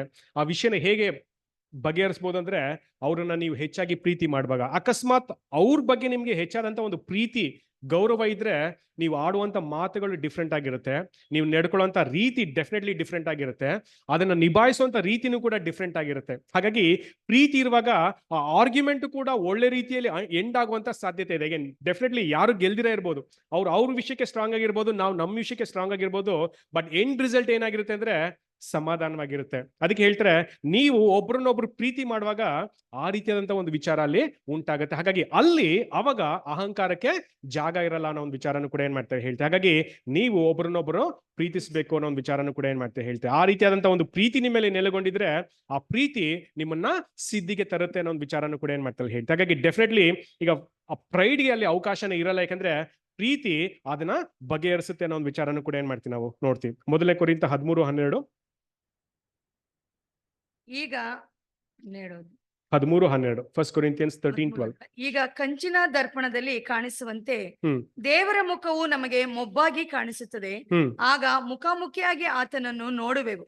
ಈಗ ಸ್ವಲ್ಪ ಮಾತ್ರ ನನಗೆ ತಿಳಿದದೆ, ಆಗ ದೇವರು ನನ್ನನ್ನು ಸಂಪೂರ್ಣವಾಗಿ ತಿಳುಕೊಂಡಂತೆ ನಾನು ಸಂಪೂರ್ಣವಾಗಿ ತಿಳುಕೊಳ್ಳುವೆನು. ಹೀಗಿರುವುದರಿಂದ ನಂಬಿಕೆ, ನಿರೀಕ್ಷೆ, ಪ್ರೀತಿ ಈ ಮೂರೇ ನಿಲ್ಲುತ್ತವೆ, ಇವುಗಳಲ್ಲಿ ದೊಡ್ಡದು ಪ್ರೀತಿ ಅಲ್ವಾ. ಅದಕ್ಕೆ ಹೇಳ್ತಾರೆ ಈ ಮೂರೇ ನಿಲ್ಲುತ್ತೆ. ಈ ಮೂರಲ್ಲಿ ದೊಡ್ಡದು ಯಾವುದು ಅಂದ್ರೆ ಪ್ರೀತಿ ಅಂತ ಏನ್ ಮಾಡ್ತಾ ಹೇಳ್ತಾರೆ. ಈಗ ಆಕ್ಚುಲಿ ತುಂಬಾ ಬ್ಯೂಟಿಫುಲ್ ಥಾಟ್ಸ್ ನ ಈ ಅಧ್ಯಾಯದಲ್ಲಿ ಆ ಪ್ರೀತಿ ಬಗ್ಗೆ ಬರಿತಾ ಹೋಗ್ತಾರೆ. ಆ ಪ್ರೀತಿ ನಮ್ಮಲ್ಲಿ ಬೇಕಾಗಿರುವಂತ ಎಲ್ಲ ಪವಿತ್ರಾತ್ಮ ಫಲಗಳನ್ನು ಕೂಡ ಬೆಳೆಸುತ್ತೆ. ಆ ಪವಿತ್ರಾತ್ಮ ಫಲಗಳು ಅಲ್ವಾ, ಹ್ಯೂಮಿಲಿಟಿ ಜೊತೆ ಸೇರ್ಕೊಂಡು ಬೆಳೆಯುವಾಗ ಬೇರೆ ಯಾವುದೇ ಕೆಟ್ಟ ಗುಣಗಳಿಗೆ ಅಲ್ಲಿ ಅವಕಾಶ ಇರಲ್ಲ ಅನ್ನೋ ಒಂದು ವಿಚಾರನೂ ಕೂಡ ಏನ್ ಮಾಡ್ತೀವಿ ನಾವು ನೋಡ್ತೀವಿ. ಹಾಗಾಗಿ ಅಹಂಕಾರನ ಜಯಿಸೋದಕ್ಕೆ ಇರೋದಾದಂತ ಒಂದೇ ವಿಚಾರ ಏನಂದ್ರೆ ಹ್ಯುಮಿಲಿಟಿ, ಅದರ ಜೊತೆ ಪ್ರೀತಿ ಅಲ್ವಾ. ಈ ವಿಷಯಗಳನ್ನ ನಾವು ಬೆಳೆಸ್ಕೊಂಡಾಗ ಡೆಫಿನೆಟ್ಲಿ ಅಲ್ವಾ ನಮ್ಮ ದೃಷ್ಟಿಲಿ ನಾವು ಎಂತೆ ಕಮ್ಮಿ ಆಗ್ತಾ ಹೋಗ್ತೀವಿ, ಬಟ್ ದೇವರ ದೃಷ್ಟಿಲಿ ದೊಡ್ಡವರಾಗಿ ಬೆಳೀತಾ ಹೋಗ್ತೀವಿ. ಯಾಕಂದ್ರೆ ಯಾವಾಗ ನಮ್ಮನ್ನ ನಾವು ತಗ್ಗಿಸ್ಕೋತೀವೋ ದೇವ್ರ ಏನ್ ಮಾಡ್ತಾರೆ, ನಮ್ಮನ್ನ ಸರಿಯಾಗಿ ಬಳಸ್ಕೊಳ್ತಾರೆ, ಉಪಯೋಗಿಸ್ಕೊಳ್ತಾರೆ, ನಮ್ಮನ್ನ ತಕ್ಕ ಸಮಯದಲ್ಲಿ ಮೇಲಕ್ಕೆ ಎತ್ತುತ್ತಾರೆ ಅನ್ನೋ ಒಂದು ವಿಚಾರನೂ ಕೂಡ ಏನ್ ಮಾಡ್ತಾರೆ ಹೇಳ್ತಾರೆ. ಹಾಗಾಗಿ ಆ ಪ್ರೈಡ್ ಅನ್ನೋ ಒಂದು ವಿಚಾರದ ಬಗ್ಗೆ ನಾವು ಗಮನ ಹರಿಸುವಂಥದ್ದು ಬಹಳ ಮುಖ್ಯ. ಅದಕ್ಕೆ ವಿರುದ್ಧವಾಗಿ ನಾವು ಹೋರಾಟ ಮಾಡುವಂಥದ್ದು ಕೂಡ ಬಹಳ ಮುಖ್ಯ. ಅದನ್ನ ಹ್ಯುಮಿಲಿಟಿ ಮತ್ತೆ ಪ್ರೀತಿಯಿಂದ ಮಾತ್ರ ನಾವು ಗೆಲ್ಲೋದಕ್ಕೆ ಸಾಧ್ಯ ಅನ್ನೋ ಒಂದು ವಿಚಾರನೂ ಕೂಡ ಏನ್ ಮಾಡ್ತಾರೆ ಹೇಳ್ತಾರೆ. 2 ಪೇತ್ರ 1:10. 2 ಪೇತ್ರ 1:10. ಆದುದರಿಂದ ಸಹೋದರರೇ, ದೇವರು ನಿಮ್ಮನ್ನು ಕರೆದಿದ್ದನ್ನು ಆದುಕೊಂಡಿದ್ದನ್ನು ದೃಢಪಡಿಸಿಕೊಳ್ಳುವುದಕ್ಕೆ ಮತ್ತಷ್ಟು ಪ್ರಯಾಸ ಪಡ್ರಿ. ಹೀಗೆ ನೀವು ಮಾಡಿದರೆ ಎಂದಿಗೂ ಎಡುವುದಿಲ್ಲ. ತುಂಬಾ ಚೆನ್ನಾಗಿ ಹೇಳ್ತಾರೆ. ಹಾಗಾಗಿ ದೇವರು ನಿಮ್ಮನ್ನ ಕರೆದದನ್ನ ಆದುಕೊಂಡದನ್ನ ದೃಢಪಡಿಸ್ಕೊಳ್ರಿ ಅಂತಾನು ಕೂಡ ಏನ್ ಮಾಡ್ತಾ ಹೇಳ್ತಾರೆ ಅಲ್ವಾ. ದಿನದಿಂದ ದಿನಕ್ಕೆ ನಮ್ಮ ಒಂದು ಕಾಲಿಂಗ್ ಎಲೆಕ್ಷನ್ ಶೋರ್ ಮಾಡ್ಕೋಬೇಕು ಅಲ್ವಾ. ಯಾವ ರೀತಿ ಅಂದ್ರೆ ನಮ್ಮನ್ನೇ ನಾವು ಅವಲೋಕನ ಮಾಡಿಕೊಂಡು ನಮ್ಮಲ್ಲಿ ಇರ್ಬೋದಾದಂತ ಎಲ್ಲ ಕೆಟ್ಟ ಸ್ವಭಾವಗಳನ್ನ ತೆಗೆದಾಕಿ ಅಲ್ವಾ, ನೂತನ ಸೃಷ್ಟಿಗೆ ಯೋಗ್ಯವಾದಂತ ಕಾರ್ಯಗಳನ್ನ ಮಾಡ್ತಾ ಒಳ್ಳೆ ರೀತಿಯಾಗಿ ಬೆಳೀತಾ ಆ ವಿಚಾರಗಳನ್ನ ದೃಢಪಡಿಸ್ಕೊಳ್ಳುವಂಥದ್ದು ಬಹಳ ಮುಖ್ಯ. ಅಷ್ಟೇ ಅಲ್ಲ, ಮತ್ತಷ್ಟು ಪ್ರಯಾಸ ಪಡ್ರಿ ಅಂತಾನು ಕೂಡ ಏನ್ ಮಾಡ್ತಾ ಹೇಳ್ತಾರೆ. ಈಗ ನಾನು ಈಗಾಗ್ಲೇ ಹೇಳ್ದಂಗೆ ಬೆಳೀತಾ ಬೆಳೀತಾ ನಮ್ಮ ಸ್ಟ್ಯಾಂಡರ್ಡ್ಸ್ ಕೂಡ ಬೆಳೀತಾ ಹೋಗುತ್ತೆ. ಆ ಸ್ಟ್ಯಾಂಡರ್ಡ್ಸ್ ನ ಅಚೀವ್ ಮಾಡ್ಬೇಕಂದ್ರೆ ನಾವು ಡೆಫಿನೆಟ್ಲಿ ಪ್ರಯಾಸ ಪಡ್ಬೇಕು. ಹಾಗಾಗಿ ಅದನ್ನ ದೃಢಪಡಿಸ್ಕೊಂಡು ನೀವು ದೃಢಪಡಿಸ್ಕೊಳ್ಳೋದಕ್ಕೋಸ್ಕರ ಮತ್ತಷ್ಟು ಪ್ರಯಾಸ ಪಡ್ರಿ. ಹೀಗೆ ನೀವು ಮಾಡಿದ್ರೆ ಎಂದಿಗೂ ಎಡುವುದಿಲ್ಲ ಅಂತಾನು ಕೂಡ ಏನ್ ಮಾಡ್ತಾ ಹೇಳ್ತಾರೆ. ಈ ರೀತಿಯಾದಂತಹ ಒಂದು ಒಳ್ಳೆ ಮಾರ್ಗದಲ್ಲಿ ಒಳ್ಳೆ ಹೆಜ್ಜೆನ ಇಡ್ತಾ ನೀವು ನಡೀತಾ ಹೋದ್ರೆ ಡೆಫಿನೆಟ್ಲಿ ಆ ಒಂದು ಪ್ರತಿಫಲನ ನೀವು ಪಡ್ಕೋತೀರಾ. ಯಾಕಂದ್ರೆ ಒಳ್ಳೆ ಪ್ರಿನ್ಸಿಪಲ್ಸ್ ನ ಆಧಾರ ಮಾಡಿಕೊಂಡು ನಿಮ್ಮ ಜೀವಿತನ ರೂಪಿಸ್ಕೊಂಡ್ರೆ ಡೆಫಿನೆಟ್ಲಿ ಅದು ಒಳ್ಳೆ ಪ್ರತಿಫಲನೆ ಕೊಡುತ್ತೆ. ಹಾಗಾಗಿ ನೀವು ಯಾವತ್ತೂ ಕೂಡ ಬೀಳೋದಕ್ಕೆ ಸಾಧ್ಯ ಇಲ್ಲ ಅನ್ನೋ ಒಂದು ವಿಚಾರನೂ ಕೂಡ ಏನ್ ಮಾಡ್ತಾರೆ ಹೇಳ್ತಾರೆ. ಹಾಗಾಗಿ ಇಷ್ಟು ವಿಷಯಗಳ ಬಗ್ಗೆ ನಾವು ಧ್ಯಾನ ಮಾಡ್ತಾ ನಾವು ಕೂಡ ಅಲ್ವಾ ಈ ಕ್ರಿಸ್ತನ ಸಾರೂಪ್ಯದಲ್ಲಿ ಬೆಳೆಯೋದಕ್ಕೆ ದೇವರು ನಮ್ಮೆಲ್ಲರಿಗೂ ಕೂಡ ಆಶೀರ್ವದಿಸಲಿ. ದೇವರ ವಾಕ್ಯಗಳನ್ನ ಆಶೀರ್ವದಿಸಲಿ. Thank you.